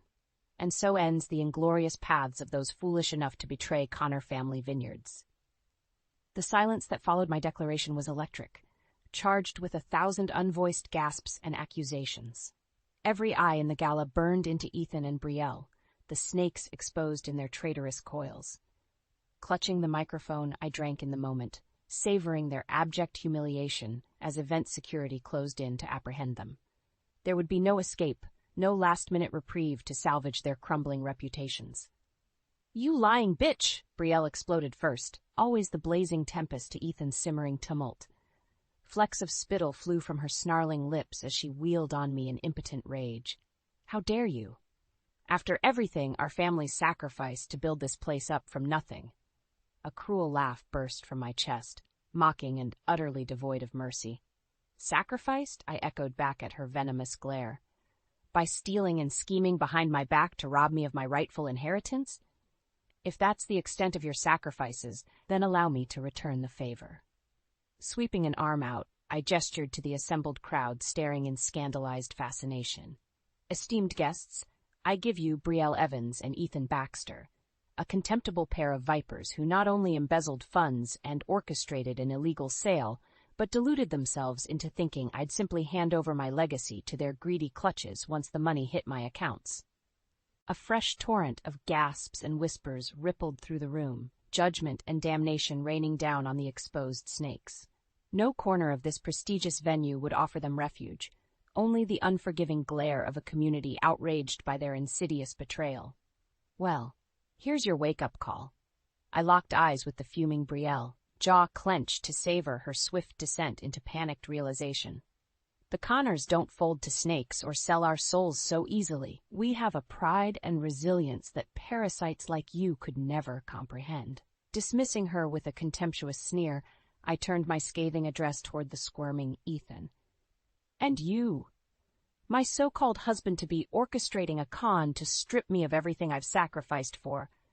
Tell me, were you even attempting to mask your disloyalty, or just stringing me along like a blissfully ignorant puppet? Ethan opened his mouth to respond, but any protest withered on his ashen lips beneath my blistering glare. Save your platitudes, we both know the truth. You saw an opportunity for an easy payday. Damn whoever's lives or legacies got chewed up along the way. My fingers stabbed with each enunciated syllable, driving the humiliation deeper. Well, you miscalculated badly, Baxter, and now you'll reap the widespread ruination you've disgraced yourselves by earning. As if on cue, the ballroom doors flew open, revealing a grim-faced Marcia Blackwood flanked by county sheriff's deputies, the legal cavalry arriving to compound the conspirators' devastation. They swept forward as twin tidal waves of dread finally crested over Ethan and Brielle's masks of feigned innocence. Excuses and justifications died on their lips, choked off by the stark ramifications crashing down upon their elaborately orchestrated scheme. Ethan turned to me, momentarily unmasked in his desperation. Avery, please. But I cut him off with a contemptuous slash of my hand. I don't know who you are anymore, Ethan. Only that you're just another snake unworthy of my name or legacy. His shoulders slumped just before the deputies seized his arms, the dual blows of exposure and consequence robbing him of any final defiance. Fighting back a cruel smirk of satisfaction, I handed off the microphone to the approaching Marcia and stood tall, basking in the complete conquest over those who dared imperil everything I held sacred. The sight of Ethan and Brielle being led away in shackles amid a chorus of infuriated shouts branded itself into my memory like a searing brand.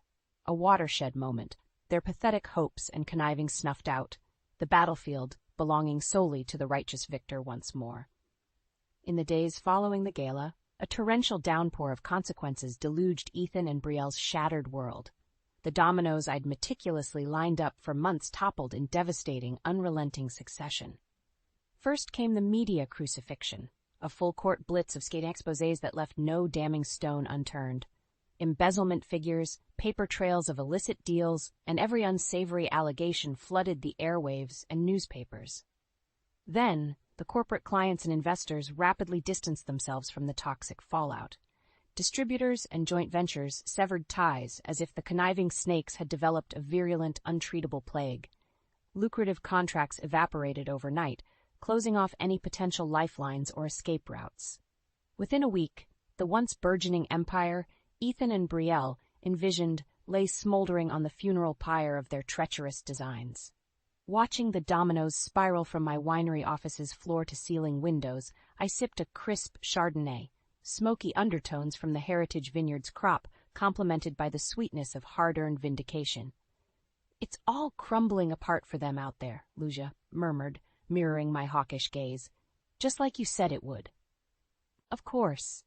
I swirled the glass, observing the pale liquid's lazy eddies. "Snakes like Ethan and Brielle slither on instinct and impulse. They can't help reverting to their vile natures. Snakes need to be defanged and rendered harmless before they can contaminate the surrounding environment." Lucia's brow furrowed as she processed my detached analysis. And you're just okay with doing that to your own cousin? Your ex-fiancé? A wintry smirk tugged at the corners of my lips. I am the master of this vineyard, Lucia. Those sorts of personal entanglements and sentiments are luxuries I cannot afford to entertain, not when the stakes are so monumental. Shaking her head slowly, she shifted her gaze back outside. I don't know how you have the stomach for it.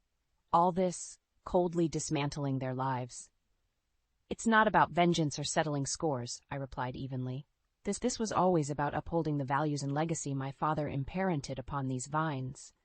Some degradation simply cannot be allowed to take root. A brief lull stretched between us as the enormity of the situation resonated. After a few thoughtful sips, I broke the silence. We're in the final throes now.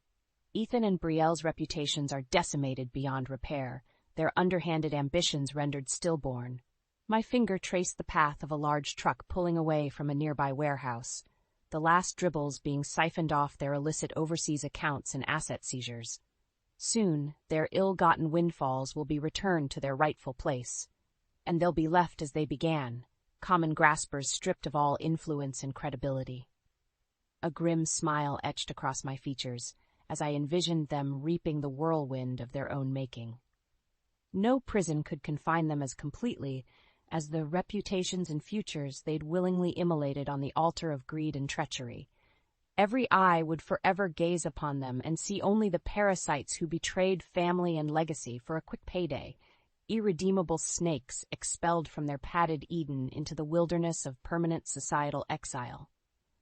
A more comprehensive immolation than anything I could have orchestrated by sheer force of will. It's the perfect karmic justice, I declared, clinking my glass against Lucia's in a muted toast. They'll never hold power or influence in this valley or respected circles ever again. As the crystal chimed, my gaze drifted over the sprawling vineyards basking in the valley's reflected emerald glow.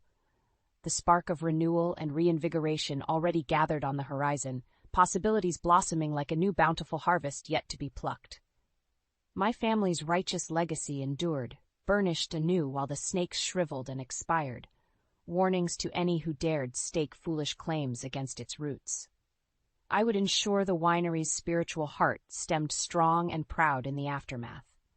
This land and its fruits would continue upholding the honored Connor's name long after Ethan and Brielle faded from memory like the meaningless parasites they were. Order had been restored, karmic balance achieved with a ruthless, defensive precision. In the aftermath of Ethan and Brielle's disgrace, an unsettled quiet descended upon the vineyards, the calm before a new season of growth and rebirth took root. I stood alone amid the pruned vines, calloused fingers tracing the gnarled bark, as the first whispers of spring's rejuvenation danced on the crisp morning breeze. The heady, fertile scents served as a poignant reminder of the perpetual cycles governing our world. Decay always preceded new life flourishing from the fallow remnants. Closing my eyes, I inhaled deeply and permitted myself a faint, rueful smile. Ethan and Brielle were experiencing that harsh transition now, reaping the bitter harvest they'd sown through arrogance and betrayal. Once vitally connected to this sacred valley's lifeblood, they now found themselves permanently severed, withered husks left behind as the next evolution in Connor Vineyards progressed without them. You look entirely too philosophical for someone clutching pruning shears. Anthony's gruff voice shook me from my reverie. I cracked open one eye to find the cantankerous old vintner shuffling up beside me, shotgun slung over his shoulder in his usual curmudgeonly fashion. Just savoring the turning of seasons, I replied, nodding toward the replenished vines already studding with pale green buds, contemplating the cycles that govern all aspects of life. Anthony snorted, hawking a thick globule of phlegm into the pristine soil. If you're searching for some grand metaphor about your jackass ex-fiancé and money-grubbing cousin, you're barking up the wrong goddamn vineyard. I fought back a chuckle, recognizing Anthony's typical bluster. Not at all, I assured him, merely appreciating the moments of peace and clarity before we dive headlong into another demanding harvest. The brusque old man gave a grudging nod, squinting out over the sea of vibrant green shoots stretching toward the horizon. Well, at least you finally evicted those parasitic rats mucking about in the wine cellar, he growled. Spat enough dealing with aphids and mildew without vermin infestations threatening to strangle the whole operation. His crass wisdom struck an unexpected chord of sanguine appreciation within me. Somehow, Anthony's earthy pragmatism invoked the spirit of these lands more than any fragrant spring zephyr or poetic Renaissance musings could muster. Some legacies endured not through florid romanticisms, but by the hard-bitten determination to preserve their essence through every cycle of death and rebirth. Dad had that stubborn tenacity, and now, in the aftermath of my own battle to safeguard our proudest fruits, it seemed I had awoken to it as well. Nodding toward the distant winery complex peeking over the knolls, I voiced the conviction blossoming in my chest. I want to expand our attractions and hospitality ventures, I declared. Lavish new visitor experiences to take this place to even greater heights. Show the world we're not some quaint foothill boutique, but a leading cultural anchor as timeless as the grapes we cultivate. Anthony regarded me with one bushy-thing eyebrow arched. Mighty ambitious talk, Miss Connor. A cantankerous smirk tugged at the corner of his cracked lips. Hope you've got the grit to back it up once the snakes come slithering back. My fingers tightened around the pruning shear's worn wooden grip, drawing reassuring strength from its hewn permanence. I'm counting on it, I replied with a feral grin. The vines and soil have tasted treachery. They'll never allow anything besides the purest offerings to take nourishment again. Let the serpents bare their fangs, we'll simply lop off their skulls and continue flourishing as we were meant to. Anthony held my gaze for a long moment before unleashing a gravely chuckle that reverberated across the peaceful vineyard like a rollicking thunderclap. Well, I'll be damned, he sputtered between wheezing guffaws. You've finally grown a nice pair of auteur Italian grapes, haven't you, girl?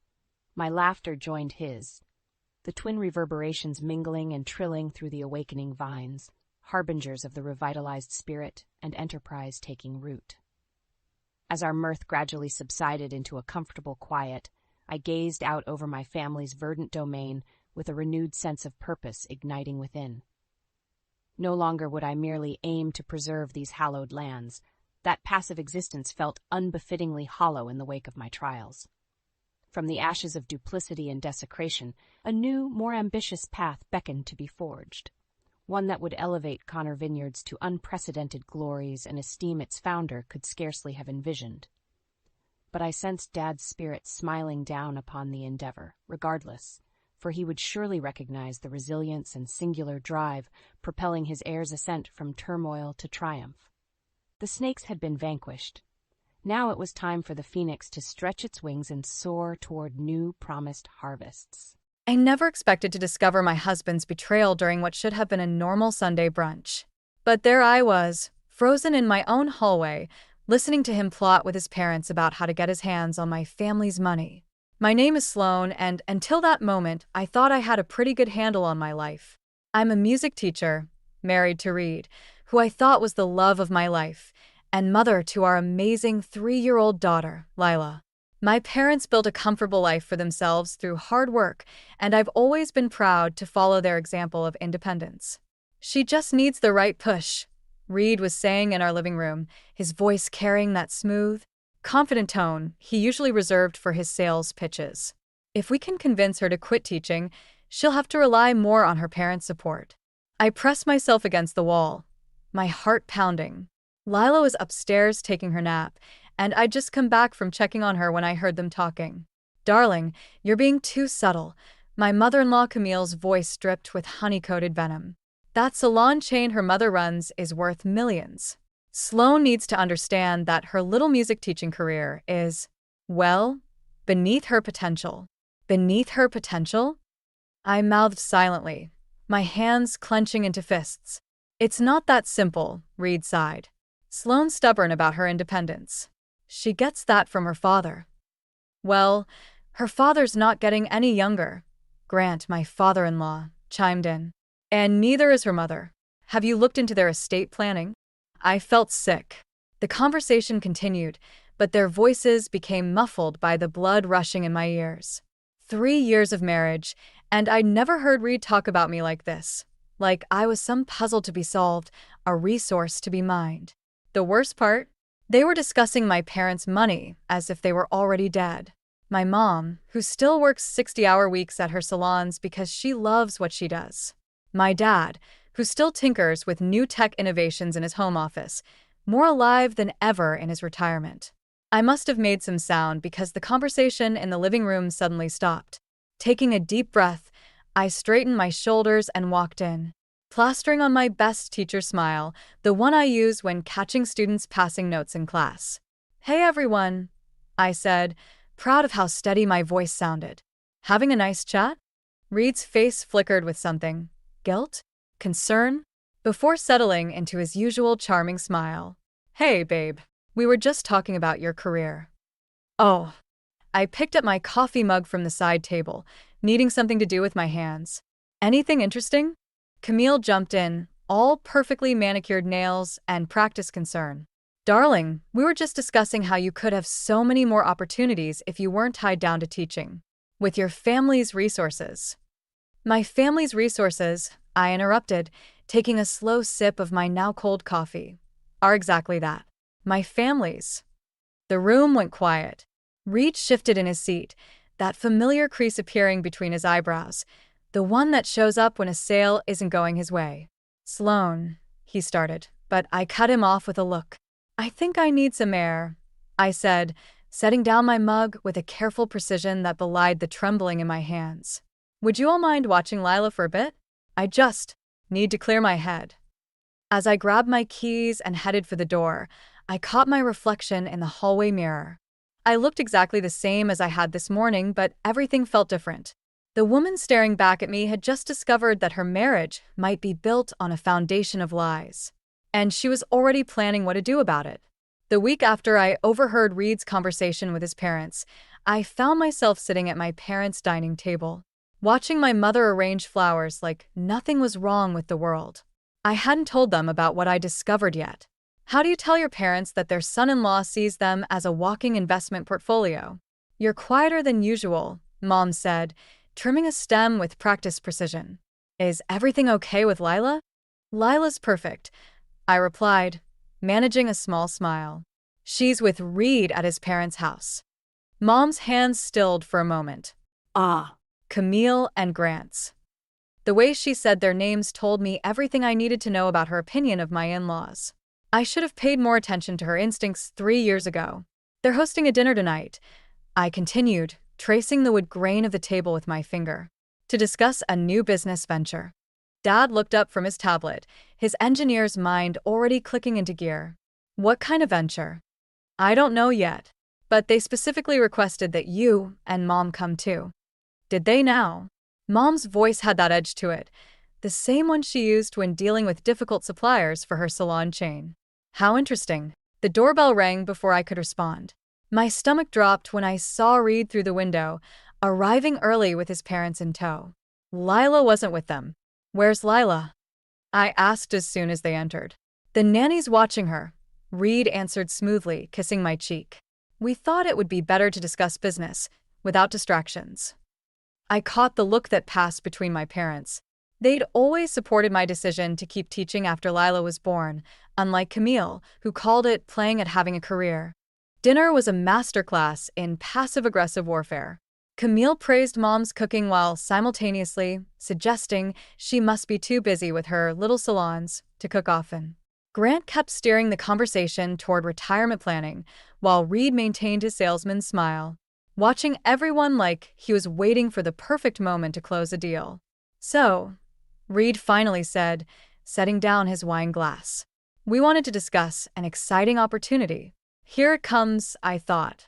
"There's this amazing property development project," he continued. "Premium location, guaranteed returns. But we need initial investors." My father's expression didn't change, but I saw his hand tighten around his fork.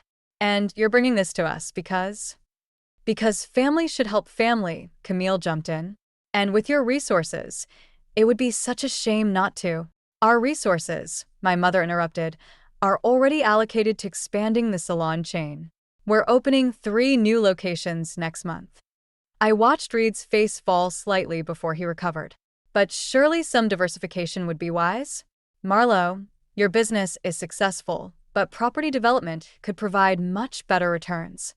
Better returns than the business I built from nothing? Mom's voice could have frozen hell. The business that put Sloan through college debt-free? That's not what Reed meant, Camille said quickly. We just think. I know exactly what you think. I cut in, surprising myself with how calm I sounded. You think my parents' money is your safety net. You think my mother's business is just a stepping stone to something better. You think I should quit my job and let my husband handle the finances. The room went dead silent. Reed stared at me, his charm cracking to reveal something darker underneath. Have you been eavesdropping on private conversations? Private conversations about my family's money? I stood up, my chair scraping against the floor. Yes, I heard everything last Sunday. And I've been watching you ever since, waiting to see if you'd come clean. Instead, you brought your parents here to help you pitch this scheme. Sloan, Reed started, but my father cut him off. I think it's time for you all to leave, Dad said quietly. His calm tone carried more weight than any shout. As they left, Reed lingered in the doorway. We'll talk about this at home. No, I replied. We won't, because I'm staying here tonight, with my daughter. You can't just watch me. After they left, I sat between my parents on the couch, feeling like a kid again. Except this time, the monster wasn't under my bed. It was wearing my wedding ring. I'm so sorry, I whispered. Mom squeezed my hand. Don't be sorry. Be smart. And in that moment, I knew exactly what I needed to do next. I never meant to become a detective in my own marriage, but there I was at midnight, scrolling through Reed's laptop while he slept upstairs. The house was silent except for the hum of the heating system and my racing heart. What started as a gut feeling led me to his email. The password was still Lila's birthday, something that should have been sweet but now felt like another manipulation. My hands trembled as I clicked through folder after folder, each one revealing another piece of the puzzle I wished I'd never started solving. Oh God, I whispered, staring at a bank statement. The numbers didn't lie. Reed had been hemorrhaging money for months. Failed investments, hidden credit cards, loans I never knew about. But what made my stomach turn was an email thread with his parents about accessing Marlowe's business accounts. The floor creaked behind me. Find what you're looking for? I spun around to find Reed standing in the doorway, his face half hidden in shadow. He didn't look angry. Worse, he looked calculating. How long have you been planning to steal from my mother's business?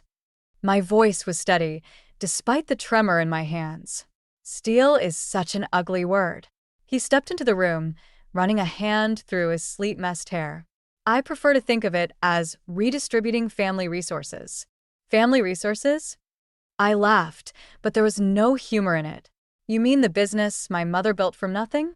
The one she worked 18-hour days for? The one that could save us? He slammed his hand on the desk, making me jump. Do you know what it's like, living in the shadow of your family's success? Having everyone compare me to your father? So, this is about your ego? This is about survival.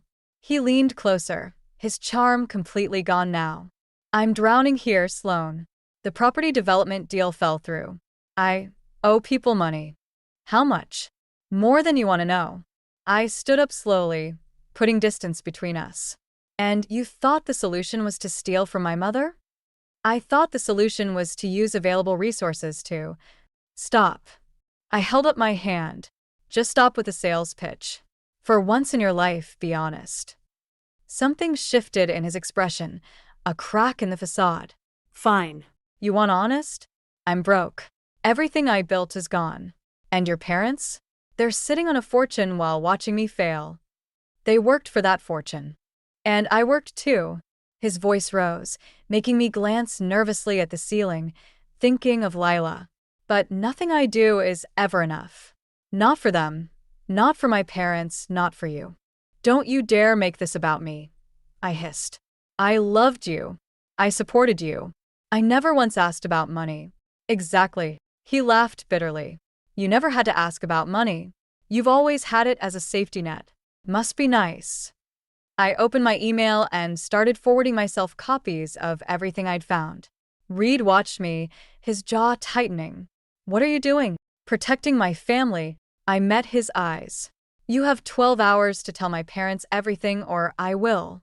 And believe me, you'd rather it come from you. You're bluffing. Try me. I grabbed my phone and headed for the stairs. I'm getting Lila. He caught my arm. It's the middle of the night. Let go of me. My voice was ice. Or the first call I make won't be to my parents. It'll be to the police. His hand dropped. As I packed a bag for Lila, I could hear him pacing downstairs, making phone calls in hushed, angry tones. I knew he was calling his parents, probably trying to damage control. Let them try. 20 minutes later, I was buckling a sleepy Lila into her car seat. Reed stood in the doorway, watching us. This isn't over, he said. You're right, I replied, starting the car. It's just beginning. As I drove through the dark streets toward my parents' house, Lila dozed in the back seat. I caught glimpses of her in the rearview mirror, so innocent, so unaware of how her world was about to change. I gripped the steering wheel tighter, my resolve strengthening. Reed was right about one thing. This wasn't over. But he had no idea what was coming next. They say bad news comes in threes. I just never expected all three to hit within 24 hours. The first came at dawn, when my lawyer called to tell me Reed had already withdrawn half our savings. Legal, since both our names were on the account, but devastating nonetheless. I sat in my parents' guest room, watching Lila sleep while my hands shook around my phone. The second blow landed at noon. Mom collapsed at one of her salons. Stroke, the doctor said in the sterile hospital hallway. She's stable, but the next 48 hours are critical. I stood there, numb, as Dad gripped my hand. The fluorescent lights made everything look harsh and unreal, like a bad dream I couldn't wake up from. The third hit just before midnight. A text from an unknown number. Thought you should see this. Attached was a photo of Reed leaving a hotel with Camille, carrying documents. The timestamp showed it was taken just hours after I'd left with Lila. I was still staring at my phone when Dad came back from the coffee machine. The vultures are already circling, he said quietly, handing me a cup. Reed's been calling the salon managers, trying to get financial information. How did you? Maria called. She's worked with your mother for 15 years. She knows something's wrong. He sat heavily in the plastic chair beside me. They all do. A nurse walked past, her shoes squeaking on the linoleum. Through the window of Mom's room, I could see her lying there, looking smaller than I'd ever seen her. The woman who taught me to stand on my own 2 feet couldn't even breathe without machines. Dad, I started, but my voice cracked. I know. He pulled out his tablet, pulling up documents I recognized from Mom's office. Your mother and we've been expecting something like this. Not this exactly, but what do you mean? We've seen the way Reed and his parents look at what we've built, like it's their backup plan. His fingers moved across the screen, entering passwords. Your mother made some changes last month. Transferred majority control of the salons to you. The coffee cup nearly slipped from my hand. She what? She said she had a feeling. He smiled sadly. She always did have good instincts about people. A commotion at the nurse's station made us both look up. Reed was there, arguing with security, Camille hovering behind him with her perfect makeup and predatory eyes. Sir, only family is allowed, the guard was saying. I am family, Reed's voice carried down the hall. That's my mother-in-law in there. I stood up, my body moving before my brain could catch up. Dad grabbed my arm. Let security handle it. No. I handed him my coffee. I need to end this now. Reed saw me coming and switched on his concerned husband act. Sloan, baby, I've been so worried. Save it. I stopped just out of reach. I saw the hotel photos. His face flickered with surprise before settling into righteous indignation. You're having me followed? Apparently someone else is. I glanced at Camille, who had the decency to look uncomfortable. What documents were you reviewing with your mother at the Grand Hotel? That's private business. Nothing about my family's business is private to you anymore. I stepped closer, lowering my voice. You have exactly one chance to walk away with your dignity intact. Leave now, or I release everything I found on your laptop to every investor you've ever worked with. Camille grabbed his arm. "Reed, let's go." But he shook her off, his mask finally cracking. "You think you can threaten me? I know things too. Things about your father's tech patents, about." "About what?" Dad's voice came from behind me, steady and cold. "Please, enlighten us about my business, Reed. I'm very interested in hearing what you think you know." The security guard stepped closer. "Sir, I need you to leave." For a moment, I thought Reed might actually try to fight. But then his shoulders slumped, and I saw him clearly for the first time, a scared little boy playing at being a businessman, drowning in his own lies. "This isn't over," he said, but the threat sounded hollow. "Actually, it is." I turned back toward Mom's room. "My lawyer will contact you tomorrow." As they were escorted out, I heard Camille hissing at Reed, but I didn't bother listening. I had more important things to focus on, like protecting what my mother had built, like being the daughter she always believed I could be, like making sure the people who tried to destroy my family never got another chance. The salon mirrors reflected my mother's empty office chair as I sorted through the mess Reed had left behind. 3 days after her stroke, and I was already finding holes in the business accounts, small at first, then larger, like a trail of breadcrumbs leading to something worse. MS. Sloan, Maria, our head stylist, appeared in the doorway. "They're here again." I didn't need to ask who they were. Through the glass walls, I could see Camille and Grant in the waiting area, dressed like they were heading to a board meeting instead of a beauty salon. "Send them in." I kept my eyes on the computer screen, making them wait as I finished reviewing another suspicious transaction. "Sloan, darling." Camille's perfume arrived before she did. "We've been trying to reach you. I've been busy discovering what your son did to my mother's business." I finally looked up. "Would you like to explain these transfer authorizations with your signature on them?" Grant shifted uncomfortably. "Now, Sloan, business is complicated. Theft usually is." I turned the screen toward them. "Did you think no one would notice? That my mother would just write it off as a family favor?" "Your mother understood the importance of family," Camille said, her voice sharp. "Unlike you, apparently." I laughed, the sound hollow even to my own ears. "Family? Is that what you call embezzlement these days?" "We prefer to think of it as a temporary reallocation." Grant pulled out a folder. "Actually, we have a proposal that could solve everyone's problems." "The only problem I have is sitting in front of me." Camille leaned forward, her designer bracelet catching the light. "Your mother's in the hospital, Sloan. The business needs strong leadership. Reed has experience. Reed has experience stealing from it." I stood up, my chair rolling back. "And now I know you helped him." "Be reasonable," Grant pleaded. "We can make this go away. Sign over controlling interest to Reed, and we'll forget about pressing charges for the irregularities we found in your father's tech patents." My blood ran cold. "What irregularities?" Camille smiled, all teeth and triumph. "Let's just say Reed did his homework. It would be a shame if the patent office received an anonymous tip about your father's early development processes." The pieces clicked together. Reed's late nights researching, his sudden interest in Dad's old projects. They'd been planning this for months. "Get out." My voice was steady, despite the rage building in my chest. "Think about Lila," Camille pressed.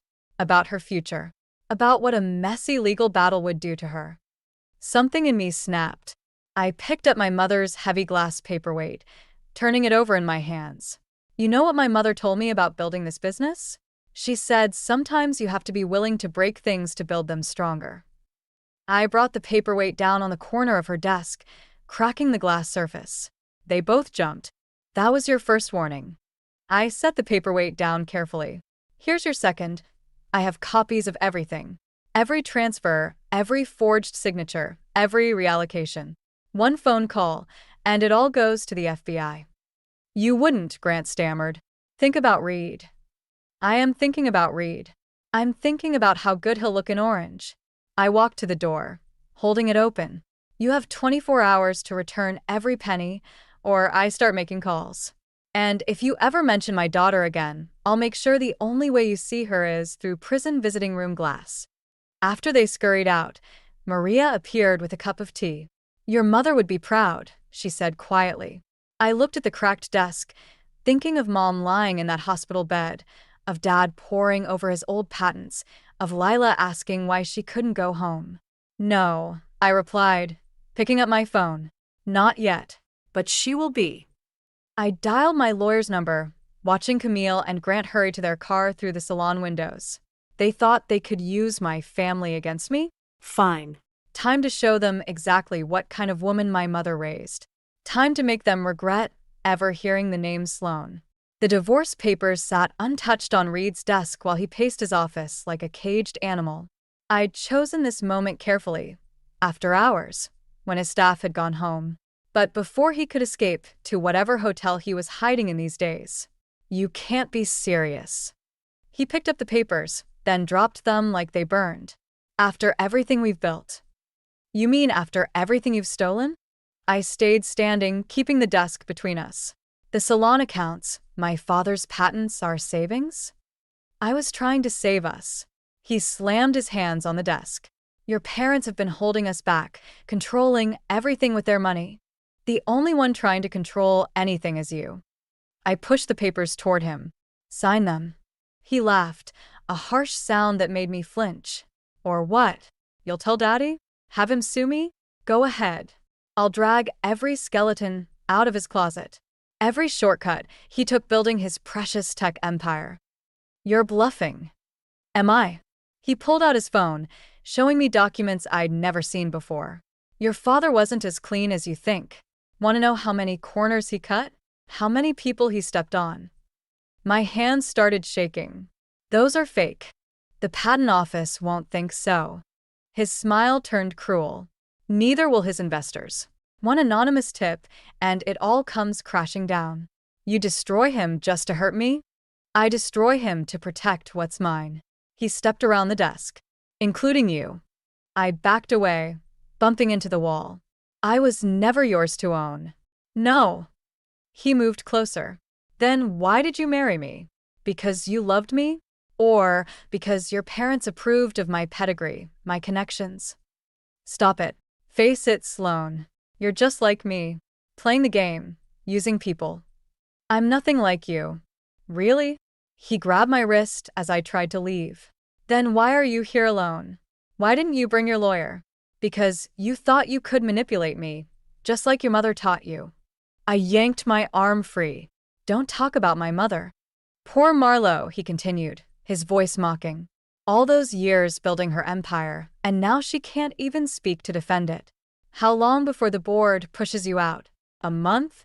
A week?" Something inside me snapped. I grabbed the nearest object, a crystal award from his desk, and hurled it at the wall. The crash was satisfying, but not as satisfying as the way he jumped. "You want to talk about manipulation?" My voice shook with rage. "Let's talk about how you and your parents planned this from the beginning. How you married me for my family's money. How you—" The office door opened. Camille stood there, looking perfectly composed despite the late hour. I thought I heard voices. She glanced at the shattered crystal. "Having a disagreement? Get out," I spat. "I'm afraid I can't do that." She held up her phone. "Not when I have such interesting security footage of you assaulting my son." My blood ran cold. "What?" "You throwing things, threatening him." She clicked her tongue. Not very maternal behavior. I wonder what a judge would think about Lila's safety with such an unstable mother. The room spun. They'd planned this too. The confrontation, the security footage, everything. "You wouldn't dare use my daughter against me. Try us." Reed's voice was soft, dangerous. "Sign over your controlling interest in the salons, and we forget this happened. Fight us, and you'll lose everything. The business, your father's reputation, and Lila." I looked between them, mother and son, so alike in their calculated cruelty. All my careful plans, my evidence of their theft, meant nothing if they could paint me as unstable, dangerous. "I'll give you 24 hours to decide," Camille said, as if offering a generous gift. "Choose wisely." They left me there, surrounded by shattered crystal and broken dreams. My phone buzzed, a text from Dad about Mom's condition worsening. Another from my lawyer warning about Reed's countersuit. I slid down the wall, the divorce papers scattered around me like fallen leaves.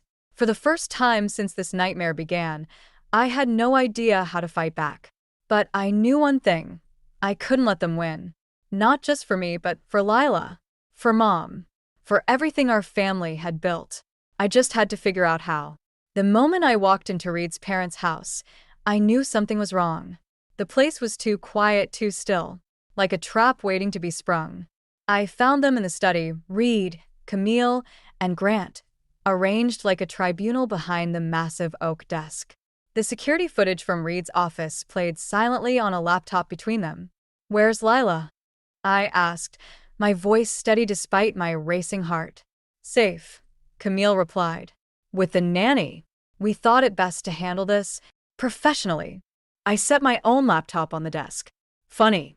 I was thinking the same thing." Reed's smirk faltered when I opened it, revealing a video chat window. Maria's face appeared, along with my father's lawyer and, most surprisingly, Grant's former business partner, Thomas. "Hello, Grant," Thomas said, his voice crackling through the speakers. "Been a while." Grant's face went pale. "What is this?" "This," I said, pulling out a USB drive, "is everything. The real records from the salon accounts. Dad's original patent documentation. And something really interesting from Thomas about some creative accounting you and Reed did at your old firm." Camille stood up sharply. "You're bluffing." "Like you were bluffing about that security footage?" I played my own recording from my phone, which had captured the entire setup at Reed's office. Amazing what modern phones can do, isn't it? Reed lunged for my laptop, but I was faster, stepping back. "Don't bother. It's all backed up. And if anything happens to me or Lila, it goes straight to the FBI." "You destroy your own family?" Reed's voice cracked. "Your daughter's future?" "No, Reed. I'm saving it. From you." "We can still work this out," Camille interjected, her perfectly manicured hands spreading in a placating gesture. "We're family." "Family?" I laughed. "Family doesn't steal from each other. Family doesn't use a 3-year-old as leverage. Family doesn't." "Oh, spare us the moral high ground," Reed snapped. "You're just like us, using whatever advantage you can get. The difference is, I'm not doing this for money." I turned to Thomas. "Show them." Thomas shared his screen, displaying financial records that made Grant audibly gasp. "This is what they really took from your mother's business, Sloan. And this." More documents appeared. This is what they were planning to do next. The room went silent except for the hum of the laptop fans. I watched their faces as they realized just how thoroughly I'd outmaneuvered them. "Here's what's going to happen," I said, pulling out a stack of papers. "You're going to sign these, all of you. Full confession of the theft, immediate repayment of everything you took, and a legally binding agreement to stay away from my family's businesses forever. And if we refuse?" Camille's voice trembled slightly. "Then Thomas sends everything to the SEC. I'm sure they'd be very interested in Grant's creative accounting methods." "And Reed?" I met his eyes. "Those investors you scammed? They're very eager to talk to the FBI." Reed slumped in his chair, the fight draining from him. "You've been planning this all along. I learned from the best." I pushed the papers toward them. "You taught me how to play the long game, remember?" One by one they signed. Even Camille, though her hand shook with barely suppressed rage. As Thomas and the lawyer witnessed the signatures virtually, I felt no triumph, only exhaustion. "One more thing," I said, pulling out the divorce papers. "Full custody of Lila. Non-negotiable." Reed stared at the papers for a long moment. Can I still see her?" "Supervised visits. If you get help, real help, not just playing the victim." He signed without another word. As I packed up my laptop, Grant spoke for the first time. "What happens now?" I paused at the door. "Now? You get to experience what it's like to build something honest for once. To earn what you have." I looked at each of them in turn. "Consider it a gift. More than you gave my family." I left them there, surrounded by the ruins of their schemes, and went to collect my daughter. It wasn't the revenge I'd originally wanted, but it was something better, justice, with a chance for redemption. Mom would have approved.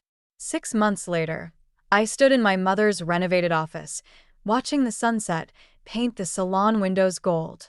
The place hummed with the familiar sounds of hair dryers and quiet conversation, a symphony Mom had conducted for decades. MS. Sloan. Maria appeared in the doorway. Your 4 o'clock is here. I checked my watch, surprised. Send him in. Reed looked different, thinner, less polished. The designer suits were gone, replaced by a simple button-down and jeans.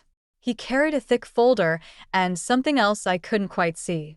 Thanks for meeting me, he said, hovering in the doorway like a stranger, which I supposed he now was. Lila's excited about the zoo tomorrow, I offered, keeping things neutral. The supervised visits had been going well, better than I'd expected. He nodded, then placed the folder on my desk. I've been doing some research about small business loans, specifically for salon expansions. There's a program that could help with those 3 new locations you're planning. I stared at him. Why? Because I owe you. More than money. He shifted uncomfortably.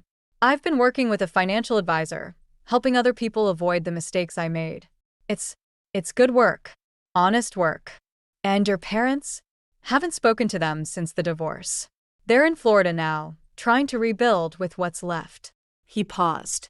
I'm not asking for forgiveness, Sloan. Just a chance to do something right for once. I opened the folder, scanning the carefully organized documents. The research was thorough, professional, exactly what the business needed. Why now?